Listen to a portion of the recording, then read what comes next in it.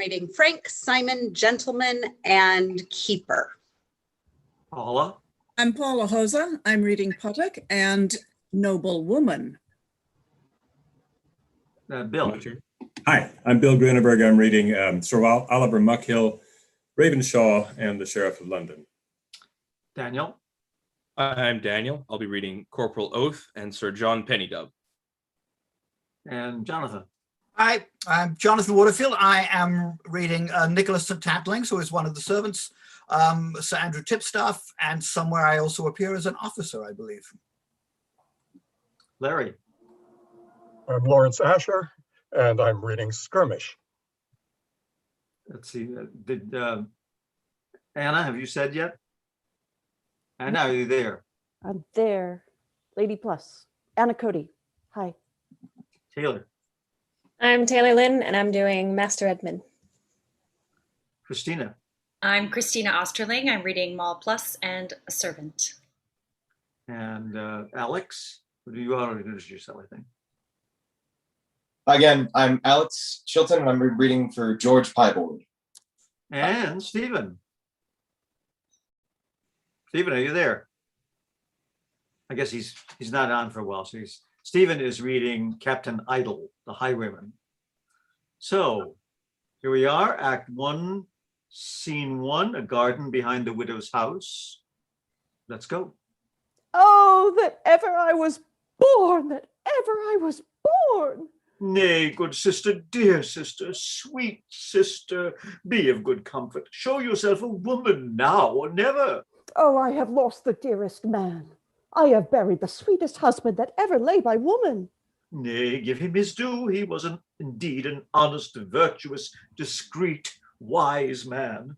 He was my brother, as right as right. Oh, I shall never forget him. Never forget him. He was a man so well given to a woman. Oh, nay, but kind sister, I could weep as much as any woman, but alas, our tears cannot call him again. Methinks you are well read, sister, and know that death is as common as homo, as a common name to all men. A man shall be taken when he is making water. And nay, did not the learned parson, Master Pigman, tell us e'en now that all flesh is frail. We are born to die. The man is but a time with such like deep and profound persuasions, as he is a rare fellow, you know, and an excellent reader. And for example, as there are examples abundance, did not Sir Humphrey Bubble die t'other day? There's a lusty widow. Why, she cried not above half an hour. For shame, for shame. Then followed him old Master Folsom, the usurer. There's a wise widow. Why, she cried ne'er a whit at all. Oh, rank me not me with those wicked women. I had a husband outshined them all. Aye, that he did. He outshined them all. Dost thou stand there and see us all weep, and not once shed a tear for thy father's death? O thou ungracious son, and heir thou! Troth, mother, I should not weep, I'm sure. I am past a child, I hope, to make all my old schoolfellows laugh at me. I should be mocked, so I should. And pray, let one of my sisters weep for me. I'll laugh as much for her another time. Oh, thou past grace, thou! Out of my sight, thou graceless imp! Thou grievest me more than the death of thy father. Oh, thou stubborn only son! Hadst thou such an honest man to thy father, that would deceive all the world to get riches for thee, and canst thou not afford a little salt water? He that so wisely did quite overthrow the right heir of those lands, which now you respect not. Up every morning betwixt 4 and 5, so duly at Westminster Hall, every term time, with all his cards and writings, for thee, thou wicked Absalom. Oh, dear husband. Weep, quoth he? I protest I am glad he's churched, for now he's gone I shall spend in quiet. Dear mother, pray cease. Half your tears will suffice. 'Tis time for you to take truce with your eyes. Let me weep now. Oh, such a dear knight, such a sweet husband have I lost. Have I lost? If blessed be the course the rain rains upon, he had it pouring down. Sister, be of good cheer. We are all mortal ourselves. I come upon you freshly. I ne'er speak without comfort. Hear me what I say. My brother has left you wealthy. You are rich. Oh. I say you are rich. You are also fair. Oh. Go to, you are fair. You cannot smother it. Beauty will come to light. Nor are your years so far entered with you, but that you will be sought after, and may very well answer another husband. The world is full of fine gallants. Choice now, sister, for what should we do with all our knights, I pray, but to marry them to rich widows, citizens' widows, lusty, fair-browed ladies. Go to, be of good comfort. I say, leave sobbing and weeping. Yet my brother was a kind-hearted man. I would not have the elf see me now. Come, pluck up a woman's heart. Here stand your daughters, who be well estated, and at maturity will also be inquired for, with good husbands. So all these tears shall be dried up, and a better world than ever. What, woman, you must not weep still. He's dead, he's buried. Yet I cannot choose but weep for him. Marry again? No, let me be buried quick then, and that same part of the choir whereon I tread to such intent, oh, may it be my grave, and that the priest may turn his wedding prayers, e'en with a breath, to funeral dust and ashes. Oh, out of a million of millions, I should ne'er find such a husband. He was unmatchable, unmatchable. Nothing was too hot nor too dear for me. I could not speak of that one thing that I had not. Besides, I had keys of all, kept all, received all, had money in my purse, spent what I would, went abroad when I would, came home when I would, and did all what I would. Oh, my sweet husband, I shall never have the like. Sister, ne'er say so. He was an honest brother of mine, and you may light upon one as honest again, or one as honest again may light upon you. That's the proper phrase indeed. Never. Oh, if you love me, urge it not. Oh, may I be the byword of the world, the common talk at table in the mouth of every groom and waiter, if e'er more I entertain the cardinal suit of man. I must kneel down for fashion too. And I, whom never man as yet hath scaled, e'en in this depth of general sorrow, vow never to marry, to sustain such loss as a dear husband seems to be, once dead. I loved my father well too, but to say, nay, vow I would not marry for his death, sure, I should speak false Latin, should I not?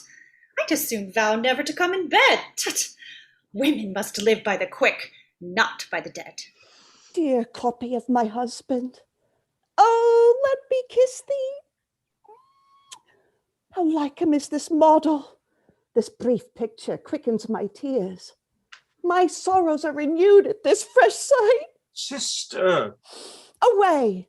All honesty with him is turned to clay. Oh, my sweet husband. Oh, my dear father. Tears puling indeed. I think my mother weeps for all the women that ever buried husbands. For if from time to time all the widow's tears in England had been bottled up, I do not think all would have filled a 3 halfpenny bottle. Alas, a small matter bucks a handkercher. Sometimes the spittle stands too nigh St. Thomas a Waterings. Well, I can mourn in good sober sort as well as another, but where I spend 1 tear for a dead father, I could give 20 kisses for a quick husband. Well, go thy ways, old Sir Godfrey. Thou mayst be proud on't. Thou hast a kind, loving sister-in-law. How constant, how passionate, how full of April the poor soul's eyes are.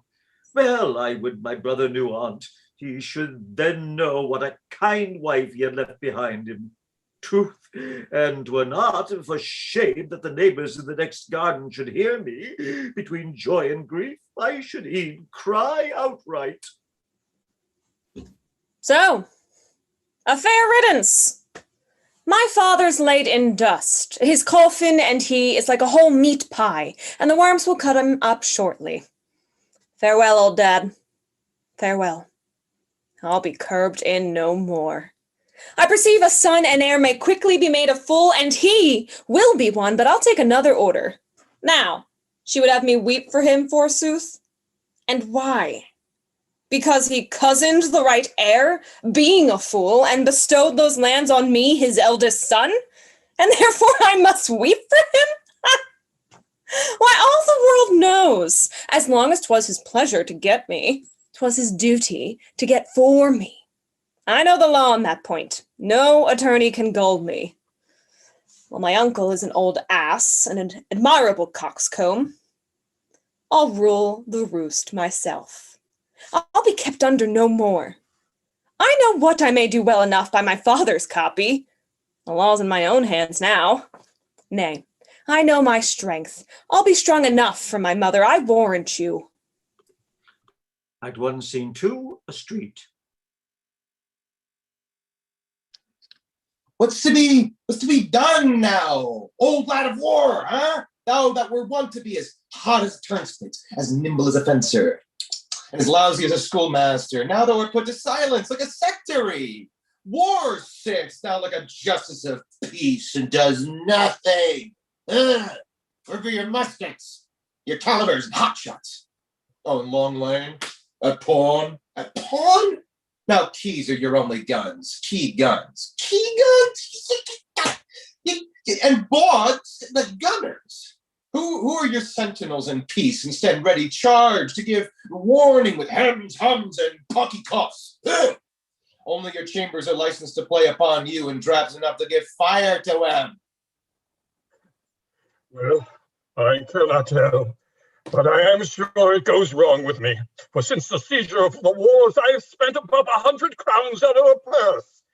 I have been a soldier any time these 40 years, and now I perceive an old soldier and an old courtier have but one destiny, and in the end, turn both into hobnails. Pretty mystery for a beggar, for indeed a hobnail is a true emblem of a beggar's shoe sole. I will not say, but the war is a bloodsucker, and so, but in my conscience, and there is no soldier but has a piece of one, though it be in whole, like a shot ancient, no matter. Preserved to swear by, in my conscience, I think some kind of peace has more hidden oppressions and violent heady sins, though looking of a gentle nature, than a professed war. Gross! And for mine own poor part, I am a poor gentleman and a scholar. I've been matriculated in the university, wore out 6 gowns there, seen some fools and some scholars, and some of the city and some of the country kept order, and went bareheaded over the quadrangle, eat my commons with good stomach, and battled with discretion. At last, having done many sleights and tricks to maintain my wit in use, as my brain would never endure me to be idle, I was expelled from the university only for stealing a cheese out of Jesus College. Is it possible? Oh, wait. There was only one Welshman.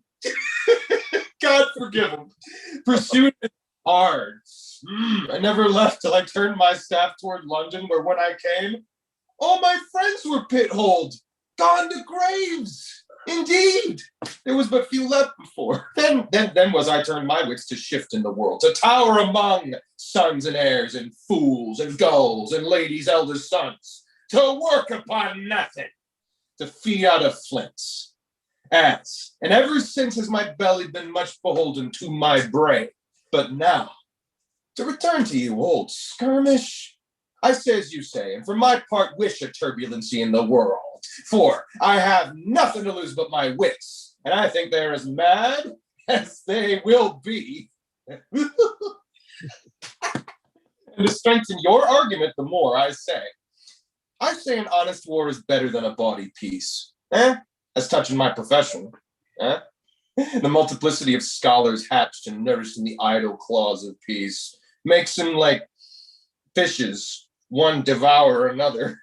And the community of learning has so played upon affections, and thereby almost religion has come about to fantasy, and discredited by being too much spoken of in so many mean mouths. I myself, being a scholar and a graduate, have no other comfort by my learning but the affection of my words, to know how, scholar-like, to name what I want, and can call myself a beggar, both in Greek and Latin. And therefore, not to cog with peace, I'll not be afraid to say 'tis a great breeder, but a bearing nourisher, a great getter of children, which must either be thieves or rich men, knaves or beggars. Well, would I have been born a knave then, when I was born a beggar? For if the truth were known, I think I was begot when my father had never a penny in his purse. Ah, fear not, old skirmish. Let me warrant thee. Facilis descensus Averni. 'Tis an easy journey to a knave. Thou mayst be a knave when thou wilt. And peace is a good madam to all other professions, and an errant drab to us. Let us handle her accordingly, and by our wits thrive in despite of her. For since the law lives by quarrels, the courtier by smooth good mottos, and every profession makes itself great by imperfections, why not then we by shifts, wiles, and forgeries, eh?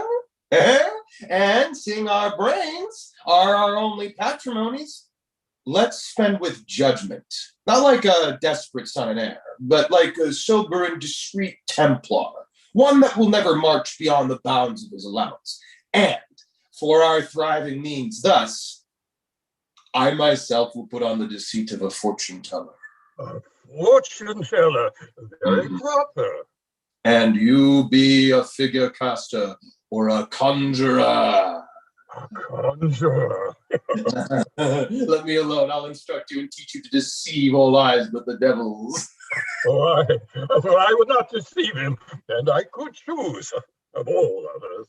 Hey, fear not, I warrant you. And so by means we shall help one another to patience, as the condition of the age affords creatures enough for cunning to work upon. Wondrous new fools and fresh asses. Oh, fit, excellent. What, in the name of conjuring? My memory greets me happily with an admirable subject to graze upon, a lady widow who now of late I saw weeping in her garden for the death of her husband. Sure, she's but a waterer's soul, and half of it by this time has dropped out of her eyes. Device well managed may do good upon her. It stands firm. My first practice shall be there. You have my voice, George. Ha ha! She's a gray gull to her brother, a fool to her only son, and an ape to her youngest daughter. I overheard him severally. From their words I'll derive my device. And thou, old Peter Skirmish, shalt be my second in all sleights. Ne'er doubt me, George Pieboard.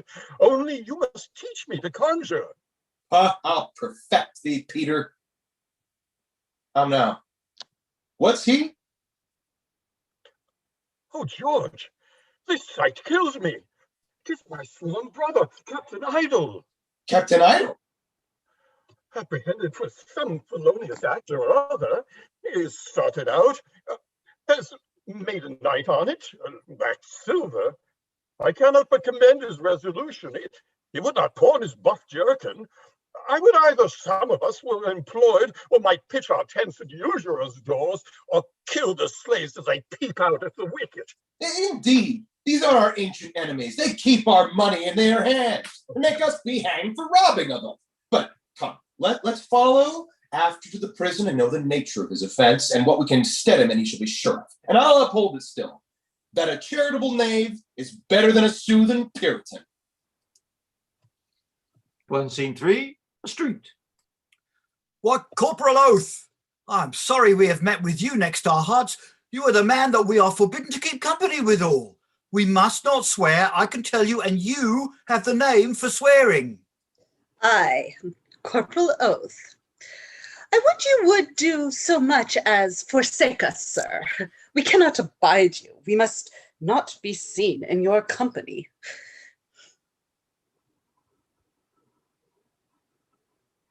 Asher, you're on mute.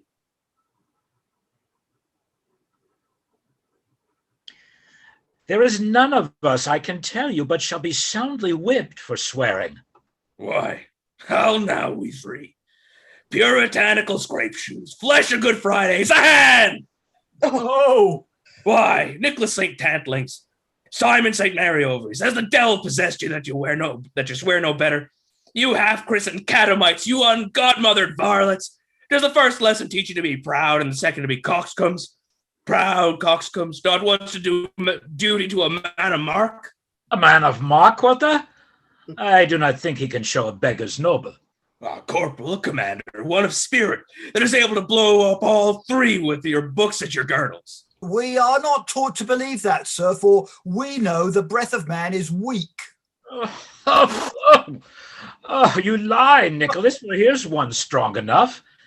Blow us up, quotha. He may well blow me above 12 score off of him.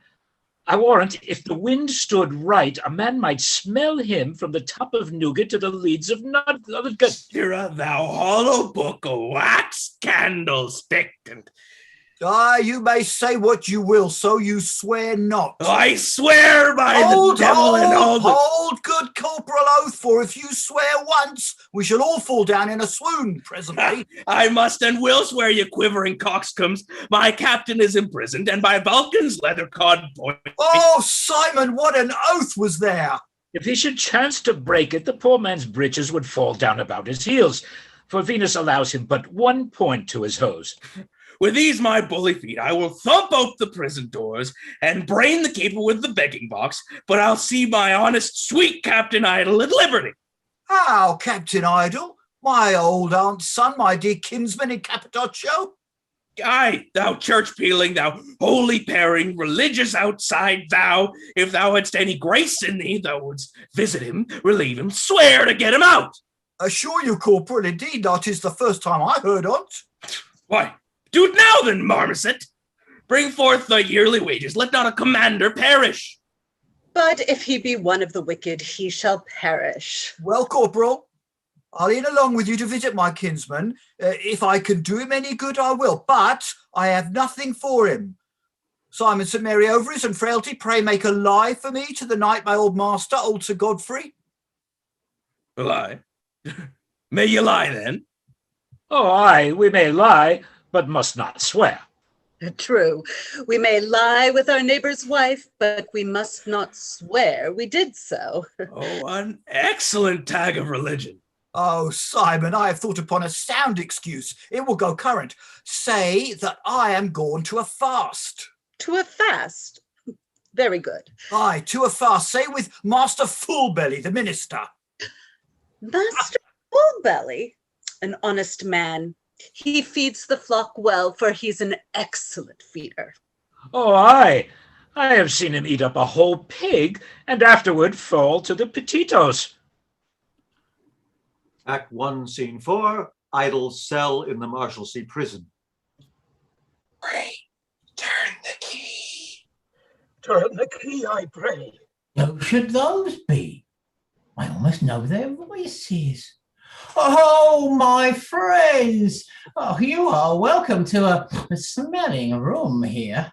You took new leave of the air. Has it not a strange savour? As all prisons have, smell of sundry wretches who, though departed, leave their scents behind them. By gold! Captain, I'm sincerely sorry for thee. Oh, by my troth, George, I thank thee. But pish! What must be, must be. Captain, what do you lie in for? Is it great? What's your offence? Oh, faith, my offence is ordinary, common, a highway, and I fear me my penalty will be ordinary and common too. Alter. Nay, prophecy not so ill, it shall go hard, but I'll shift for thy life. Oh, whether I live or die, thou art an honest George, I'll tell you. Silver flowed not with me as it had done, for now the tide runs to bawds and flatterers. I had a start out, and by chance set upon a fat steward, thinking his purse had been as pursy as his body, and the slave had about him but the poor purchase of 10 groats. Notwithstanding being described, pursued, and taken, I know the law is so grim in respect of many desperate unsettled soldiers that I fear me I shall dance after their pipe thought. I am twice sorry for you, Captain. First, that your purchase was so small, and now that your danger is so great. Oh, push! The worst is but death. Have you a pipe of tobacco about you? I think I have thereabouts about me. Oh, here's a clean gentleman too to receive. Well, I must cast about some happy sleight. Work, brain, that ever didst thy master right. Keeper, let the key be turned. All right, pray, Master Keeper, give the cast of your office. Now, more visitors? What? Corporal Oath? Corporal? In prison, honest captain. This must not be. How do you do, Captain Kinsman? Oh, good coxcomb! What makes that pure starched fool here? You see, Kinsman, I am somewhat bold to call in and see how you do. I heard you were safe enough, and I was very glad onto that it was no worse. Oh, this is double torture now. This fall by book does vex me more than my imprisonment. What meant you, Corporal, to hook him hither? Who? He? He shall relieve thee and supply thee. I'll make him do it. Fie, what a vain breath you spend. He supply? I'll sooner expect mercy from a usurer when my bond's forfeited, sooner kindness from a lawyer when my money's spent, nay, sooner charity from the devil than good from a Puritan. I'll look for relief from him when Lucifer is restored to his blood and in heaven again. I warrant my kinsman's talking of me, for my left ear burns tyrannically. Captain Idle, what's he there? He looks like a monkey upward and a crane downward. A foolish cousin of mine, I must thank God for him. By the better subject to work escape upon, thou shalt even change clothes with him and leave him here, and so... I published him even now to be to my corporal. He will be banned ere he do me so much good. Why, I know a more proper, more handsome device than that, if the slave would be sociable. Now, goodman, Fleer Face. Oh, my cousin begins to speak to me now. I shall be acquainted with him again, I hope. Look what rapturous, ridiculous raptures take hold of his wrinkles. Then what say you to this device? A happy one, Captain. Speak low, George. Prison rats have wider ears than those in malt lofts. Cousin, if it lay in my power, as they say, to do. 'Twould do me an exceeding pleasure indeed, that. But ne'er talk further on't. The fool will be hanged ere he do't. Fox, I'll thump him to't. Why, do but try the Foxter and break it to him bluntly. And so my disgrace will dwell in his jaws, and the slaver out our purpose to his master. For would I were be as sure on't as I am sure he will deny to do't. I would be heartily glad, cousin, if any of my friendships, as they might say, might stand. Why, you see, he offers friendship foolishly to you already. Aye, that's the hell of it. I would he would offer it wisely. Verily and indeed, la cousin. Ah, I have took note of thy fleers a good while. If thou art minded to do me good, as thou gavest upon me comfortably and givest me charitable faces, which indeed is but a fashion in you all that are but Puritans, wilt sooner night steal me thy master's chain? Oh, I shall swoon. Corporal, he starts already. I know it to be worth 300 crowns. And with half of that, I can buy my life at a broker's at second hand, which now lies in pawn to the law. If this thou refuse to do, being easy and nothing dangerous, in that thou art held in good opinion of thy master, when it is a palpable argument thou holdst my life at no price, and these thy brokered and unjointed offers are but only created in thy lip, now born and now buried, foolish breath only. What? Wouldst do't? Shall I look for happiness in thy answer? Steal my master's chain, quoth they?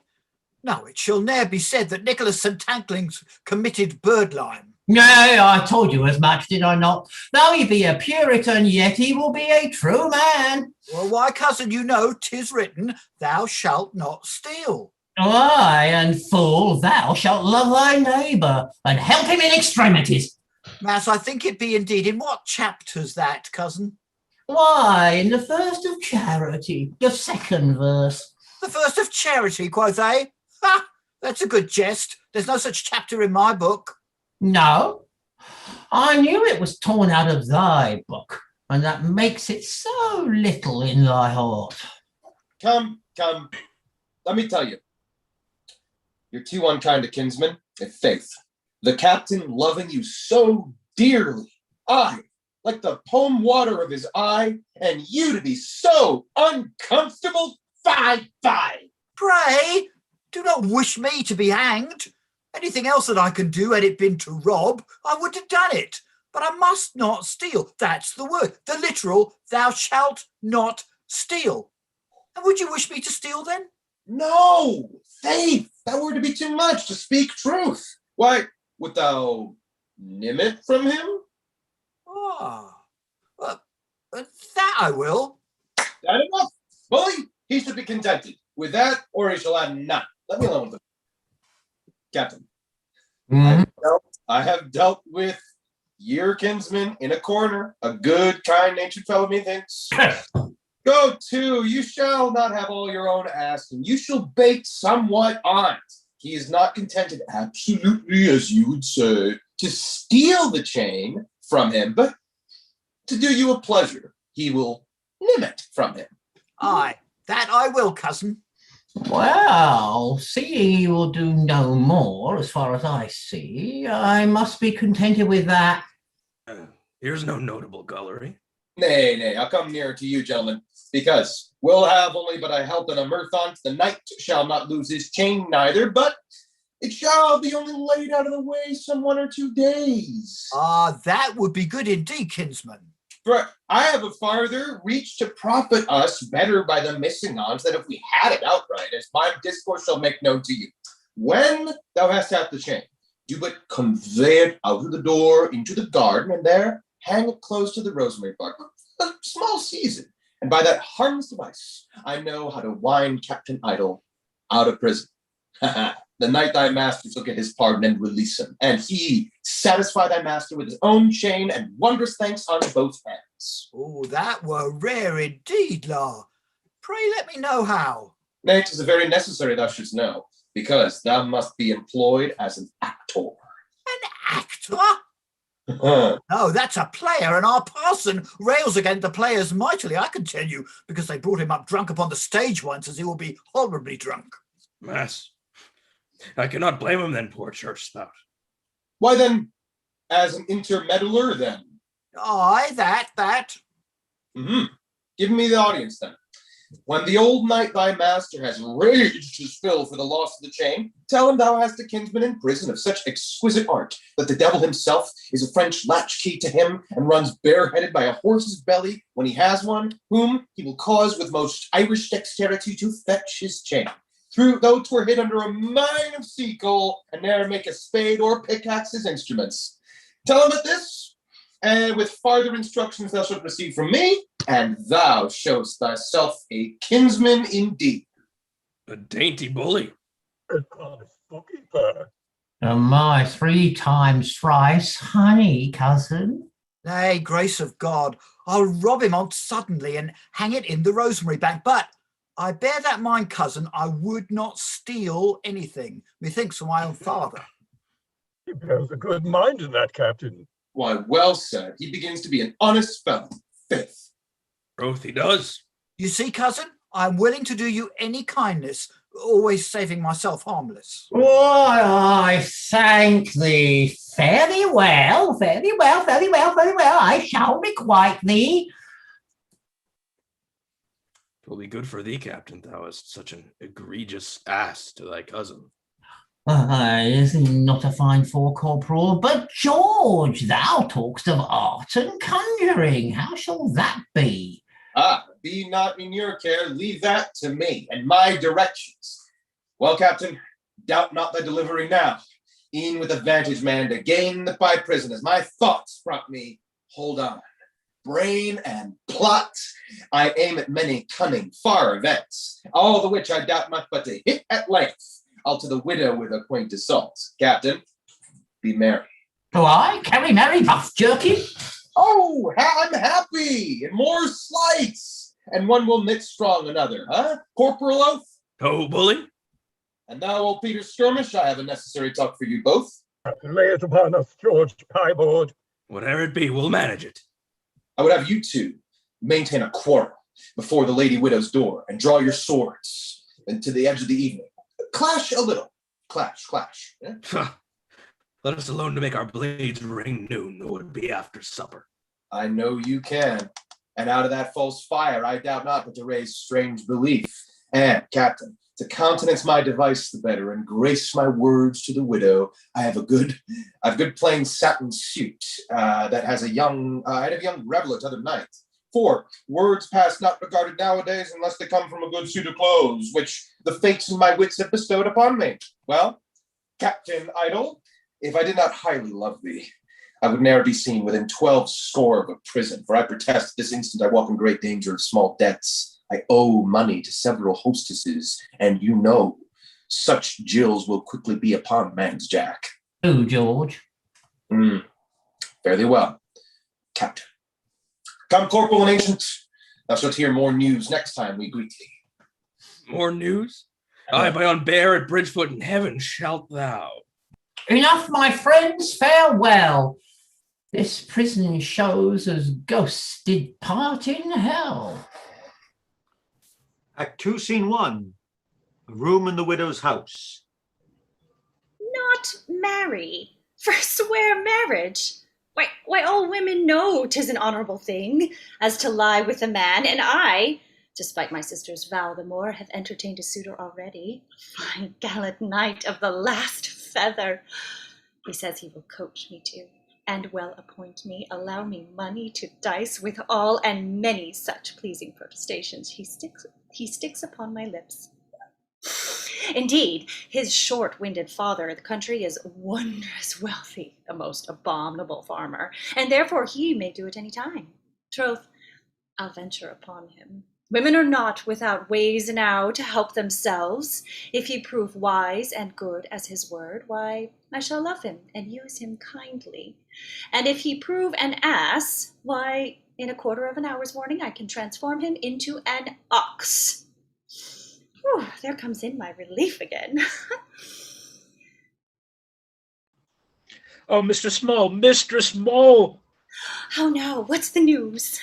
The knight your suitor, Sir John Pennydub. Sir John Pennydub? Where? He's walking in the gallery. Has my mother seen him yet?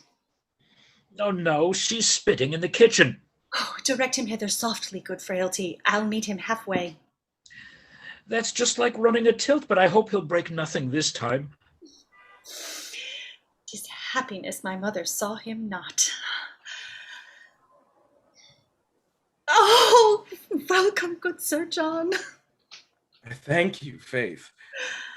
Nay, you must stand me till I kiss you. 'Tis the fashion everywhere to Faith, and I came from court and now. Nay, the fates forfend that I should anger the fashion. Then, not forgetting the suite of new ceremonies, I first fall back, then recovering myself, make my honor to your lips thus, and then accost it. Oh, trust me, very pretty and moving. Your worthy aunt, sir. Oh, my mother. Now, she's here. We'll steal into the gallery. Nay, sister, let reason rule you. Do not play the fool. Stand not in your own light. You have wealthy offers, large tenderings. Do not withstand your good fortune. Who comes a-wooing to you, I pray? No small fool. A rich knight of the city, Sir Oliver Muckhill. No small fool, I can tell you. And furthermore, as I heard late by your maidservants, as your maidservants will say to me anything, I think, I thank 'em, both your daughters are not without suitors. Aye, and worthy ones too. One's a brisk courtier, Sir Andrew Tipstaff, suitor afar off to your eldest daughter, and the third a huge, wealthy farmer's son, a fine young country knight. They call him Sir John Pennydub, a good name. Marry, he may have it coined when he lacks money. What blessings are these, sister? Tempt me not, Satan. Satan? Do I look like Satan? I hope the devil's not so old as I am, I trow. You wound my senses, brother. When you name a suitor to me, oh, I cannot abide it. I take in poison when I hear one named. How now, Simon? Where's my son Edmund? Verily, madam, he is at vain exercise, dripping in the tennis court. At tennis court? Oh, now his father's gone, I shall have no rule with him. Oh, wicked Edmund! Might well compare this with the prophecy in the Chronicle, though far inferior. As Harry of Monmouth won all, and Harry of Windsor lost all, so Edmund of Bristow, that was the father, got all, and Edmund of London, that's his son, now will spend all. Peace, sister, we'll have him reformed. Here's hope at him yet, though it be but little. Forsooth, madam, there are 2 or 3 archers at door, would very gladly speak with your ladyship. Archers? Your husband's Fletcher, I warrant. Oh, let them come near. They bring home things of his. Troth, I should have forgot them. How now, villain? Which be those archers? Why, do you not see them before you? Are not these archers? What do you call them, shooters? Shooters and archers are all one, I hope. Out, ignorant slave. Nay, be patient. Pray be patient, lady. We come in way of honorable love. We do. We do. To you. And to your daughters. Oh, why will you offer me this, gentlemen? Indeed, I will not look upon you. When the tears are scarce out of mine eyes, not yet washed off from my cheeks, and my dear husband's body, scarce so cold as the coffin? What reason have you to offer it? I am not like some of your widows that will bury one in the evening and be shorter to another ere morning. Pray away. Pray take your answers, good nights, and you be sweet nights. I have vowed never to marry, and so have my daughters too. Aye, 2 of you, but the third's a good wench. Lady, shrewd answer, Mary. The best is, 'tis but the first, and he's a blunt wooer that will leave for one sharp answer. Where be your daughters, lady? I hope they'll give us better encouragements. Indeed, they'll answer you so. Take Tom my word, they'll give you the very same answer verbatim. Truly, la. Mom, Moll's a good wench still. I know what she'll do. Well, lady, for this time we'll take our leaves, hoping for better comfort. Oh, never, never, and I lived these 1,000 years. And you be good knights, do not hope. 'Twill be all vain, vain. Look, you put off all your suits, and you come to me again.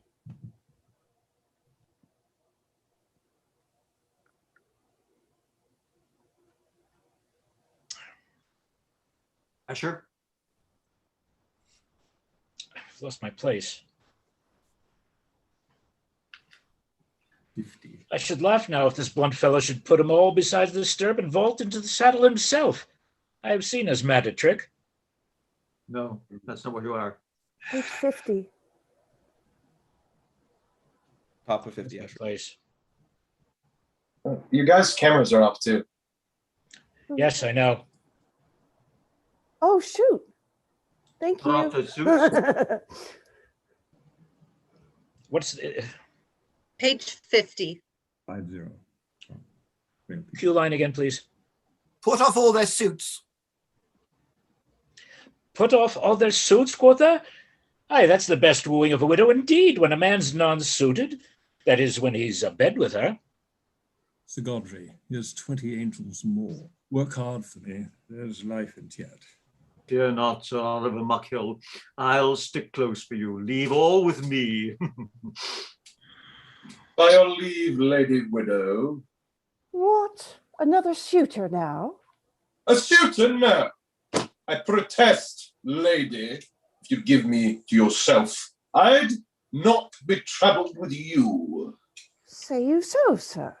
Then you're the better welcome, sir. Nay, heaven bless me from a widow, unless I was sure to bury her speedily. Good bluntness. Well, your business, sir. Very needful, if you were in private ones. Needful? Brother, pray leave us, and you, sir.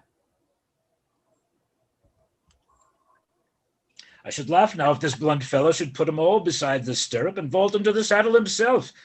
I have seen as mad a trick. Now, sir, here's none but we. Daughters, forbear. Oh no, pray, let him stay. What I have to speak importeth equally to them as to you. Then you may stay. I pray bestow on me a serious ear, for what I speak is full of weight and fear.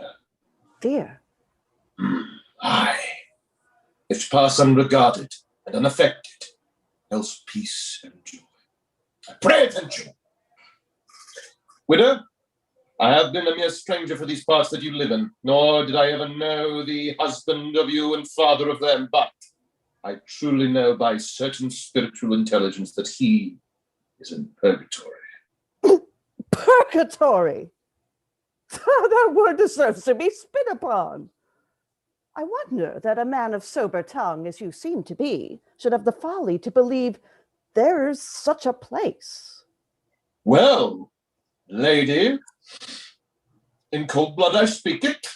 I assure you that there is a purgatory, in which place I know your husband to reside, and wherein he is like to remain, to the dissolution of the world, to the last general bonfire, when all the earth shall melt into nothing, and the seas scald their finny labourers. So long as his abidance, unless you alter the property of your purpose, together with each of your daughters theirs. That is the purpose of single life in yourself and your eldest daughter, and the speedy determination of your marriage in your youngest. How knows he that? What, has some devil told him? Strange he should know our thoughts. Why, but, daughter, have you proposed speedy marriage? You see, she tells you I, for she says nothing. Ha ha. Nay, give me credit as you please. I am a stranger to you, and yet you see, I know your determinations, which must come to me metaphysically and by supernatural intelligence. Oh, this puts amazement on me. Know our secrets? I'd thought to steal a marriage. What his tongue had dropped out when he babbled it. But, sir, my husband was too honest a dealing man to be now in any purgatories. Oh, do not load your conscience with untruths. 'Tis but mere folly to gild him, or that has passed but for copper. Praises here cannot unbind him there. Confess but truth. I know he got his wealth with a hard gripe. Oh, hardly, hardly. Oh, this is most strange of all. How knows he that? Eat fools and ignorant heirs. Clean up, and had his drink from many a poor man's brow. E'en as the labour brewed it, he would scrape riches to him most unjustly. The very dirt between his nails was ill-got and not his own. Oh, I groan to speak on't. The thought makes me shudder. Shudder! Oh, it quakes me too, now I think on't. Sir, I am much grieved that you, a stranger, should so deeply wrong my dead husband. Oh! A man that would keep church so duly, rise early before his servants, and e'en for religious haste, go ungartered, unbuttoned, nay, Sir Reverence, untrust to morning prayer. Oh!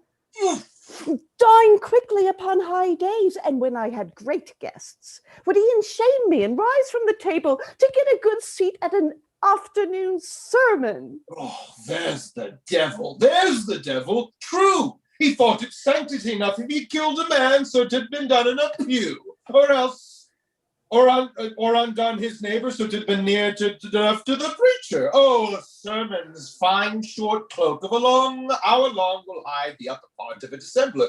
Church, aye, he seemed all church, and his conscience was as hard as the pulpit. I can no more endure this. Nor I, widow, to endure to flatter. Is this all your business with me? No, lady, 'tis but the induction of it.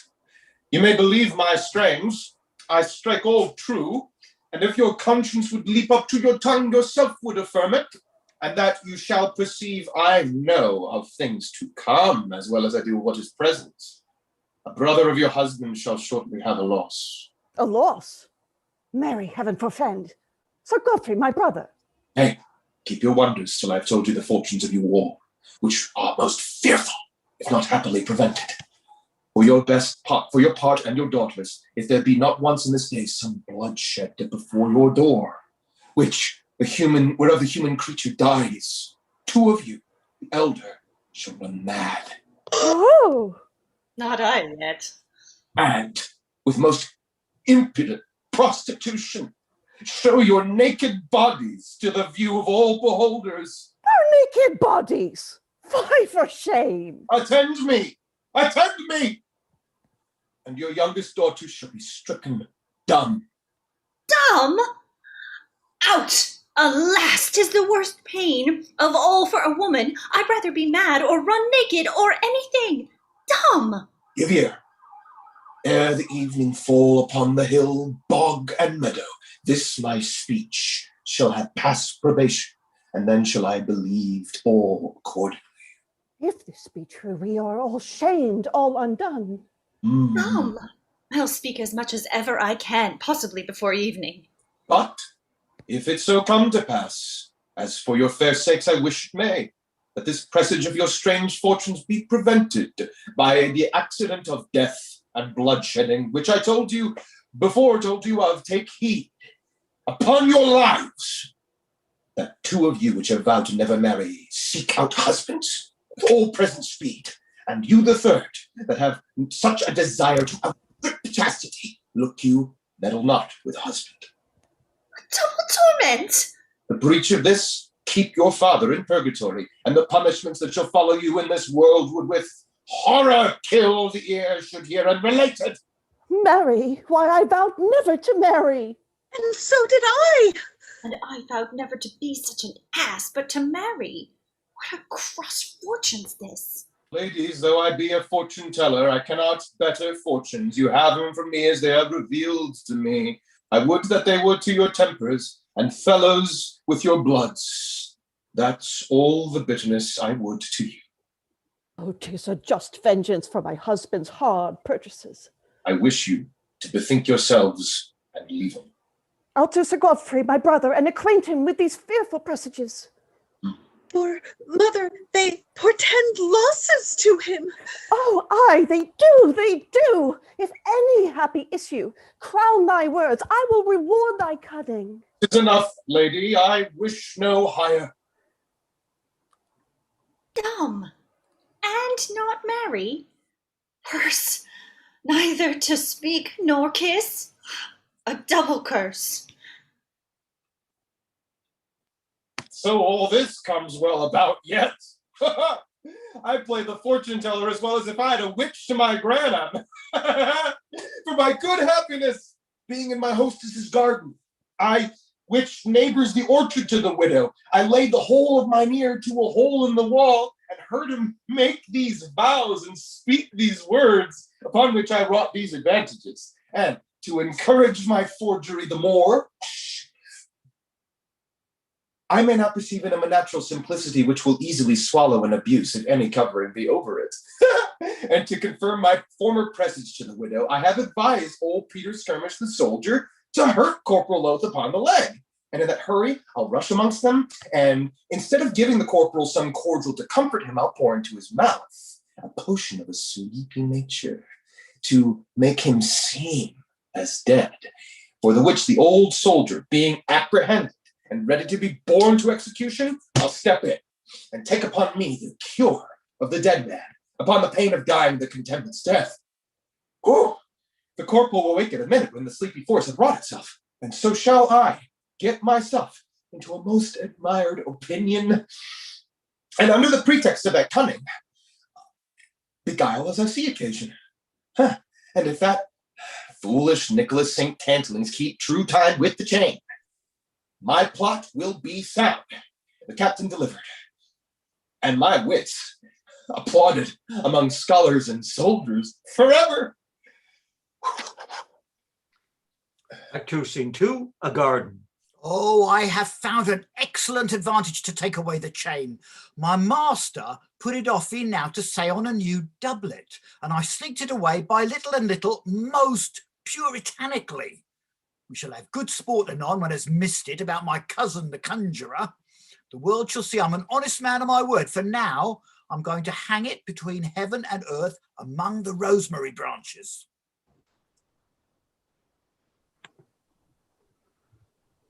Act 3, Scene 1, street before the widow's house. Sirrah Simon St. Mary Ovaries, my mistress sends away all her suitors and puts fleas in their ears. Frailty, she does, like an honest, chaste, and virtuous woman, for widows ought not to wallow in the puddle of iniquity. Yet, Simon, many widows will do't, whatso comes on it. True, Frailty, their filthy flesh desires a conjunction copulative. What strangers are within, Frailty? There's none, Simon, but Master Pilfer the tailor. He's above with Sir Godfrey, praising of a doublet, and I must trudge anon to fetch Master Suds the barber. Master Suds? A good man. He washes the sins of the beard clean. Oh, now, creatures, what's the clock? Why, do you take us to be jacks of the clock house? I say again to you, what's the clock? Truly, law, we go by the clock of our conscience. All worldly clocks we know go false and are set by drunken sextons. Then what's a clock in your conscience? Oh, I must break off. Here comes the corporal. What's a clock? A clock? Why, past 17. Past 17? Nay, has met with his match now. Corporal Oath will fit him. Thou dost not balk or baffle me, dost thou? I am a soldier, past 17. Aye, thou art not angry with the figures, art thou? I'll prove it unto thee. 12 and 1 is 13, I hope. 2, 14, 3, 15, 4, 16, and 5, 17. Then, past 17. I will take the dial's part in a just cause. I say 'tis but past 5 then. I'll swear 'tis past 17 then. Dost thou not know numbers? Canst thou not cast? Cast? Dost thou speak of my casting in the street? Aye, and in the marketplace. Clubs! Clubs! Clubs! I knew by their shuffling clubs would be trump. Mass, here's the knave, and he can do any good upon 'em. Clubs, clubs, clubs. Oh, villain! Thou hast opened a vein in my leg. Oh no, for shame. Put up, put up. My own blue welkin, 'twas out of my part, George, to be hurt on the leg. Oh, peace now, I have a cordial to comfort thee. Down with them! Down with them! Lay hands upon the villain! Hands on me. I'll not be seen among them now. I'm hurt and in more need of surgeons. Go! Lay hands upon me than rough officers. Go, carry him to be dressed then. This mutinous soldier shall along with me to prison. To prison? Where's George? Away with him! So, all lights as I would wish. The amazed widow will plant me now strong in her belief and wonder at the virtue of my words. For the event turns those presages from him of being mad and dumb, and begets joy mingled with aberration. These empty creatures, soldier and corporal, were but ordained as instruments for me to work upon. Now, to my patient, here's the potion. Act 3, Scene 2, an apartment in the widow's house. Oh, wondrous happiness beyond our thoughts. Oh, lucky, fair event. I think our fortunes were blessed e'en in our cradles. We are quitted of all those shameful, violent presages by this rash, bleeding chance. Go, Frailty, run and know whether he be yet living or yet dead, that here before my door received his hurt. Madam, he was carried to the surgeon, but if he had no money when he came there, I warrant he's dead by this time. Sure, that man is a rare fortune teller. Never looked upon our hands, nor upon any mark about us. A wondrous fellow, surely. I am glad I have the use of my tongue yet, though of nothing else. I shall find the way to marry too, I hope shortly. Oh, where's my brother Sir Godfrey? I would he were here, that I might relate to him how prophetically the cunning gentleman spoke in all things. Oh, my chain, my chain! I've lost my chain. Where be these villains, varlets? Oh, he's lost his chain! My chain, my chain! Brother, be patient. Hear me speak. You know I told you that a cunning man told me that you should have a loss, and he has prophesied so true. Out, he's a villain to prophesy the loss of my chain. 'Twas worth above 300 crowns. Besides, 'twas my father's fathers, my grandfather's huge grandfather's. I had as lief as lost my neck as the chain that hung about it. Oh, my chain, my chain! Oh, brother, who can be guarded against a misfortune? 'Tis happy 'twas no more. No more. Oh, goodly, godly sister, would you have had me lost more? My best gown, too, with the cloth of gold lace, my holiday gaskins, and my jerkin set with pearl. No more. Oh, brother, you can read. I cannot read where my chain is. What strangers have been here? You let in strangers, thieves, and catchpoles. How comes it gone? There was none above with me but my tailor, and my tailor will not steal, I hope. No, he's afraid of a chain. Oh, now, Sirrah, the news? Oh, mistress, he may well be called a corporal now, for his corpse is as dead as a cold capons. Happiness! Sirrah, what is this to my chain? Where's my chain, knave? Your chain, sir? My chain is lost, villain. I would he were hanged in chains that has it then for me. Alas, sir, I saw none of your chain since you were hung with it yourself. Oh, varlet, it had full 3,000 links. I've oft told it over in my prayers, over and over, full 3,000 links. Had it so, sir? Sure, it cannot be lost then. I'll put you in that comfort. Why? Why? Why, if your chain had so many links, it cannot choose but come to light. Delusion. Now, how long, Nicholas? Where's my chain? Well, why, about your neck, sir, it's not? About my neck, varlet. My chain is lost. Stole away. I'm robbed. Nay, brother, show yourself a man. If it be lost or stole, if he would be patient, mistress, I could bring him to a cunning kinsman of mine that would fetch it again with us a Sahara. Canst thou? I will be patient. Say, where dwells he? Well, marry, he dwells now, sir, where he would not dwell if he could choose, in the Marshalsea, sir. But he's an excellent fellow if he were out, has travelled all the world o'er he, and been in the 27 provinces. Why, he would make it be fetched, sir, if it were wid 1,000 mile out of town. An admirable fellow. What lies he for? Why, he did but rob a steward of 10 groats t'other night, as any man would have done, and there he lies for it. I'll make his peace. A trifle, I'll get his pardon. Besides a bountiful reward, all about it. But fee the clerks, and the justice will do much. I will about it straight. Good sister, pardon me. All will be well, I hope, and turn to good. The name of conjurer has laid my blood. Act 3, Scene 3, a street.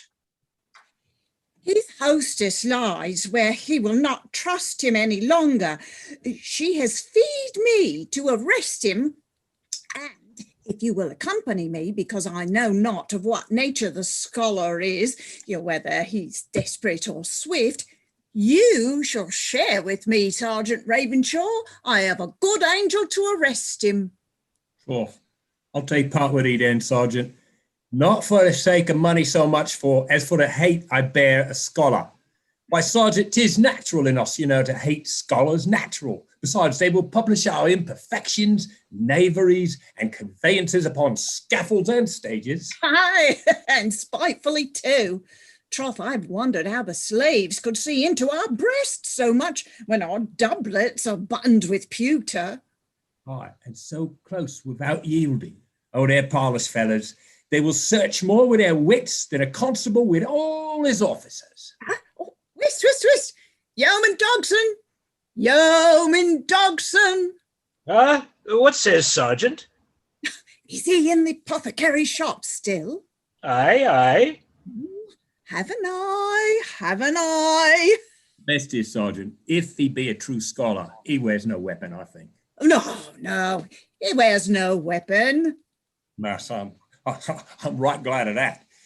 Just put me in better art. Nay, if I clutch him once, let me alone to drag him if he be stiff-necked. I've been one of the six myself that has dragged as tall men of their hands when their weapons have been gone as ever bastinadoed a sergeant. I have done, I can tell you.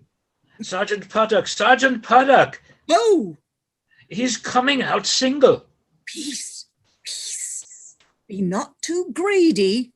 Let him play a little. We'll jerk him up of a sudden. I have fished in my time. I got many a fool, Sergeant. I parted now from Nicholas, the chain's couch, and the old knight has spent his rage pot. The widow holds me in great admiration for cunning art. Amongst joys I'm e'en lost, for my device can in no way be crossed. And now I must to prison, to the captain, and there I arrest you, sir. Oh, I spoke truer than I was aware. I must to prison indeed. They say you're a scholar. Nay, sir. Yeoman Dogson, have care to his arms.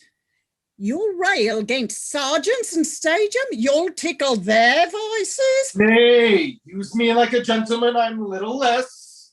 You? A gentleman? That's a good jest, of faith. Can a scholar be a gentleman when a gentleman will not be a scholar?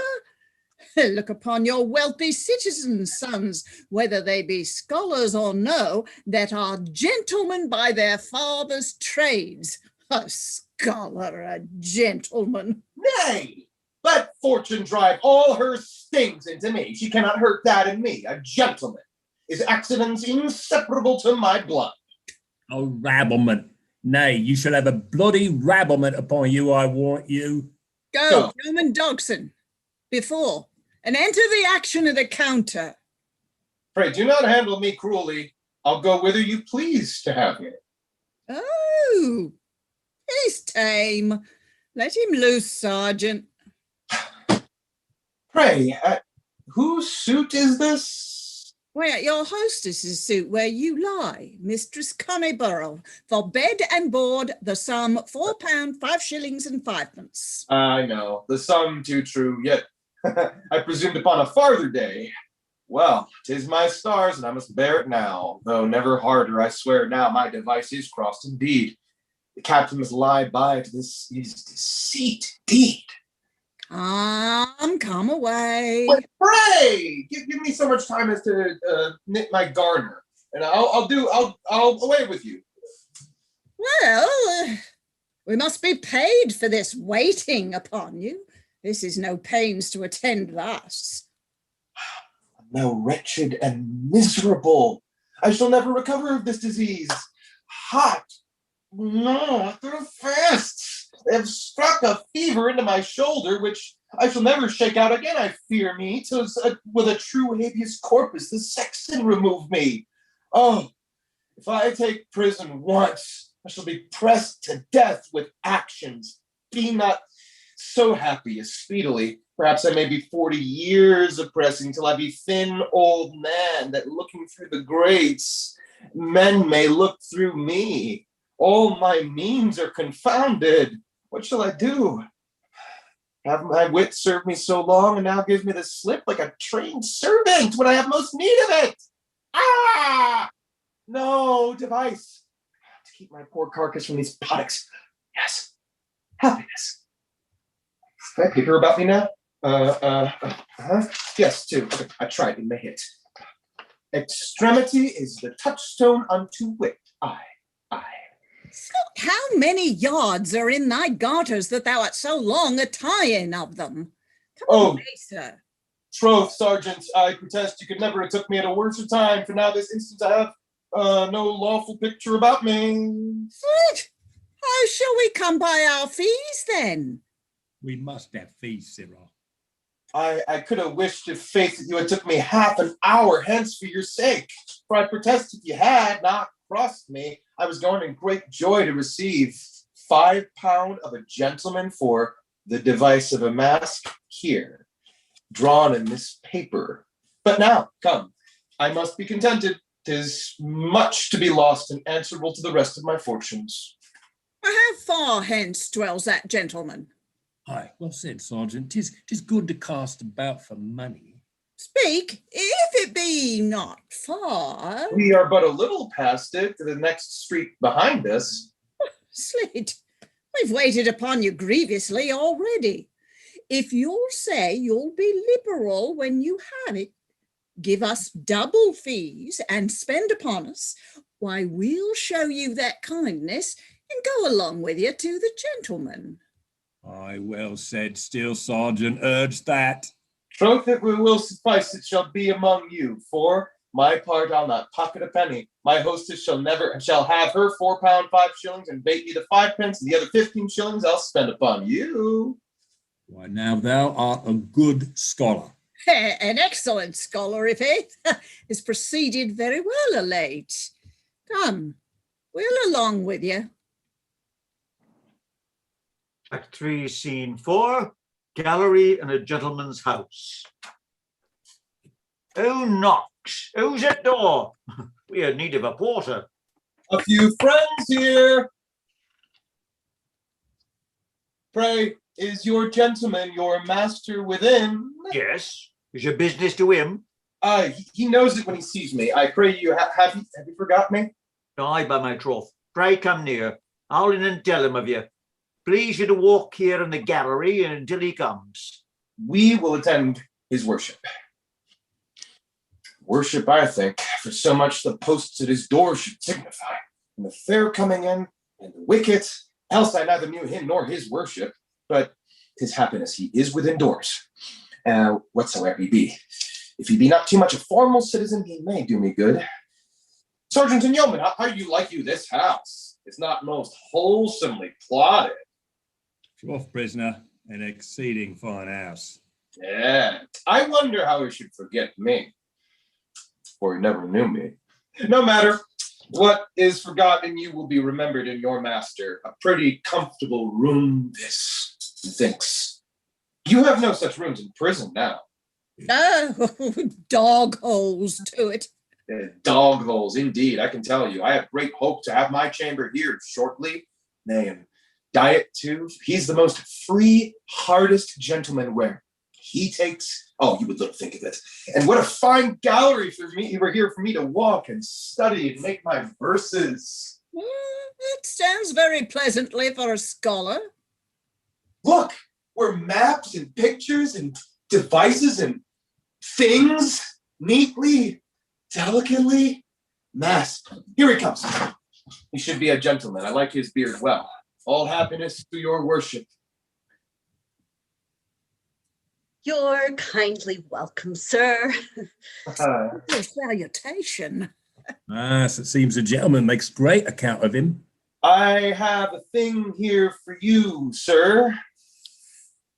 I beseech you, conceal me, sir. I am undone else. I have a mask here for you, sir. Look you, sir.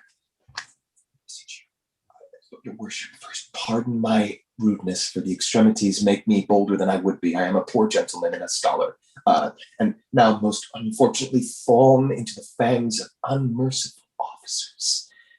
Arrested for debt, which, though small, I'm not able to compass by reason I am destitute of land, money, friends. And so that if I fall into the hungry swallow of the prison, I am like utterly to perish, and with fees and extortions be pinched clean to the bone.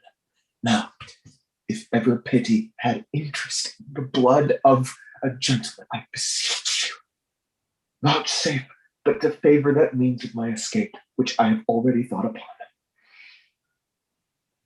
Go forward. Warrant he likes it, really. In the plunge of my extremity, being giddy and doubtful what to do, at last it put into my laboring thoughts to make happy use of this paper, which and to blear their unlettered eyes. I told them there was a device for a mask drawn in it, and in that, but for the interception, I was going to a gentleman to receive my reward for it. They, greedy at this word and hoping to make purchase of me, offered their attendants to go along with me. My hap was to make bold with your door, sir, which my thoughts showed me the most fairest and comfortable entrance, and I hope I have happened right upon understanding and pity. May it please your good worship there to uphold my device, which is to let one of your men put me out a back door, and I shall be bound to your worship forever. By my troth, an excellent device. Oh, an excellent device, he says. He likes it wonderfully. On my faith, I never heard a better. Oh, he swears he never heard a better, Sergeant. Oh, there's no talk on it. He's an excellent scholar, especially for a mask. Give me your paper, your device. Never better pleased in all my life. Good wit, brave wit, finely wrought. Come in, sir, and receive your money, sir. I'll follow your good worship. You heard he liked it now. We know he could not choose but like it. Go thy ways. Thou art a witty fine fellow, i' faith.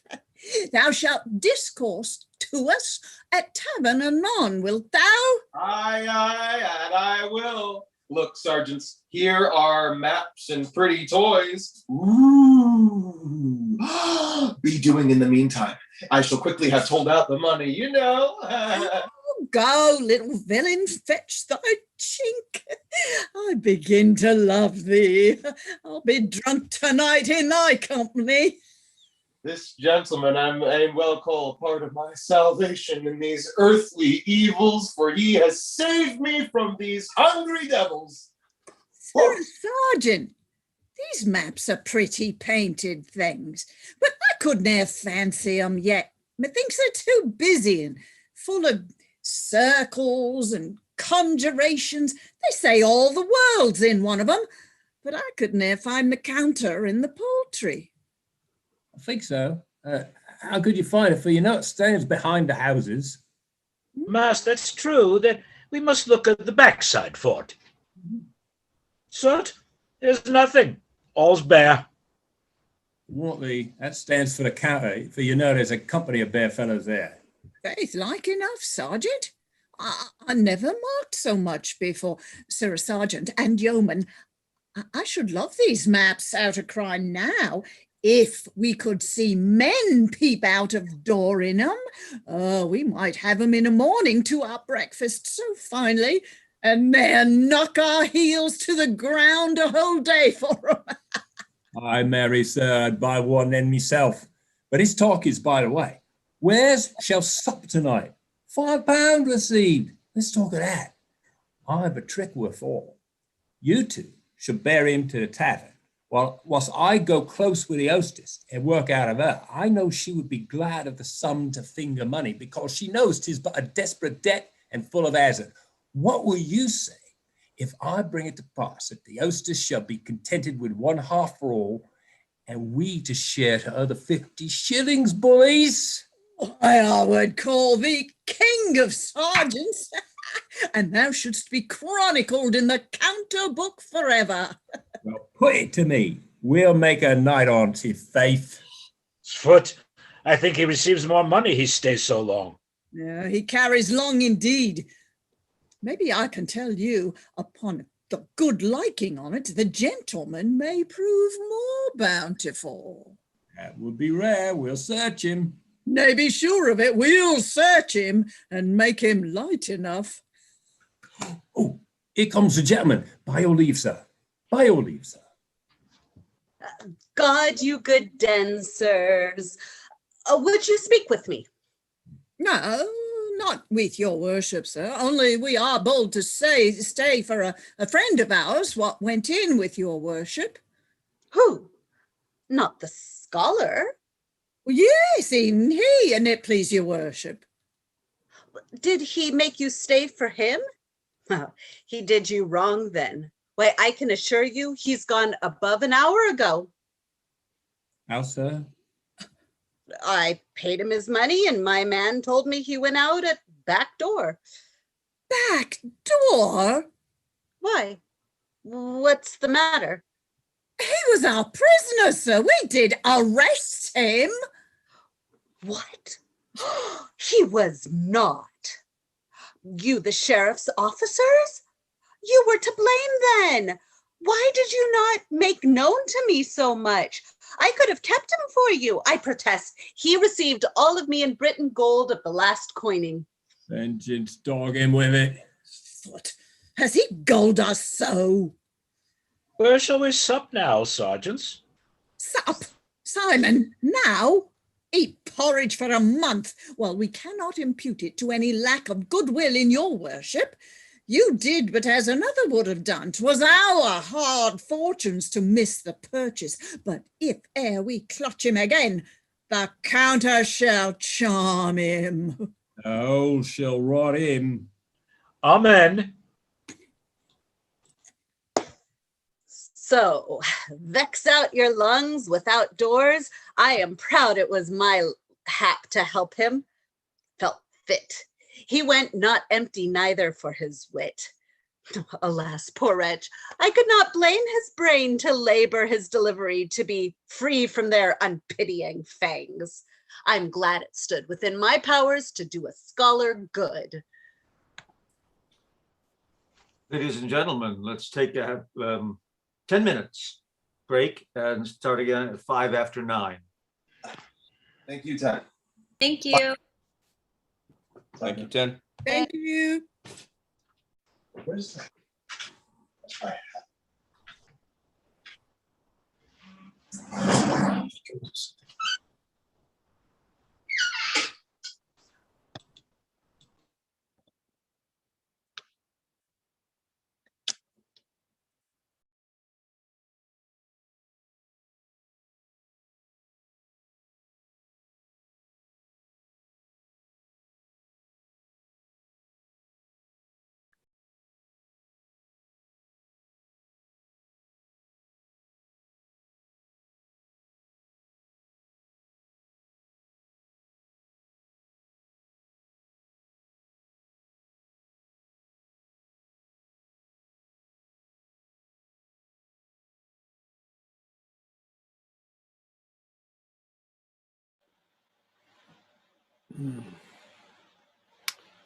All right, well, we're taking a little break. If anybody, any of the attendees, if they have anything they'd like to share, anything, I mean, raise your hand and we can talk during this little break, or just enjoy it. And it's really, wow. I mean, it's interesting in that I don't think that of any of other Shakespeare's plays are like just set just so in sort of like contemporary London in the way this and like Ben Jonson's plays are. So I think that's interesting. But a lot of themes that are still with us today. So yeah, we'll be back in a few minutes.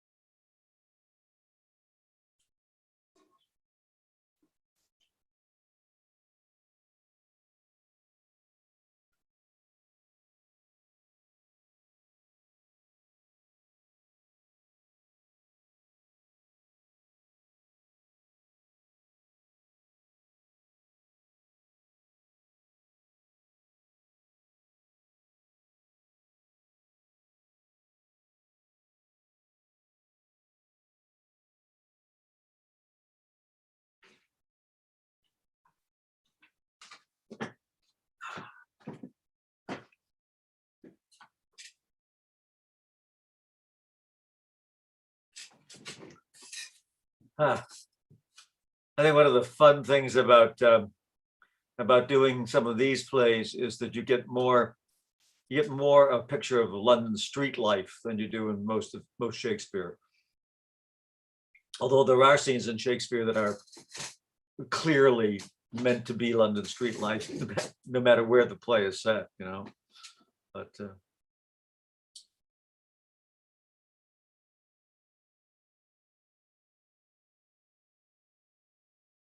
Well, since we have a few minutes, and I've never like sort of been able to figure out like how to sort of like pause the live stream, or I mean, I can pause the recording, but I can't. I don't think I can pause the live stream. If I stop the live stream, then I got to start it up again or whatever. But anyways, so I think this is I just was wondering if anybody had anything they wanted to share about the play or how it was striking them, or I will read some of the information I have about it in my book, The Disputed Plays of William Shakespeare. I'd be interested to hear what they have to say. A bit of it anyway. Yeah, well, one of the things it talks about is that this was omitted from the folios of 1623 and 1632, and it was first claimed as a work of Shakespeare in a list of plays offered for sale by a bookseller, Edward Archer, in 1656.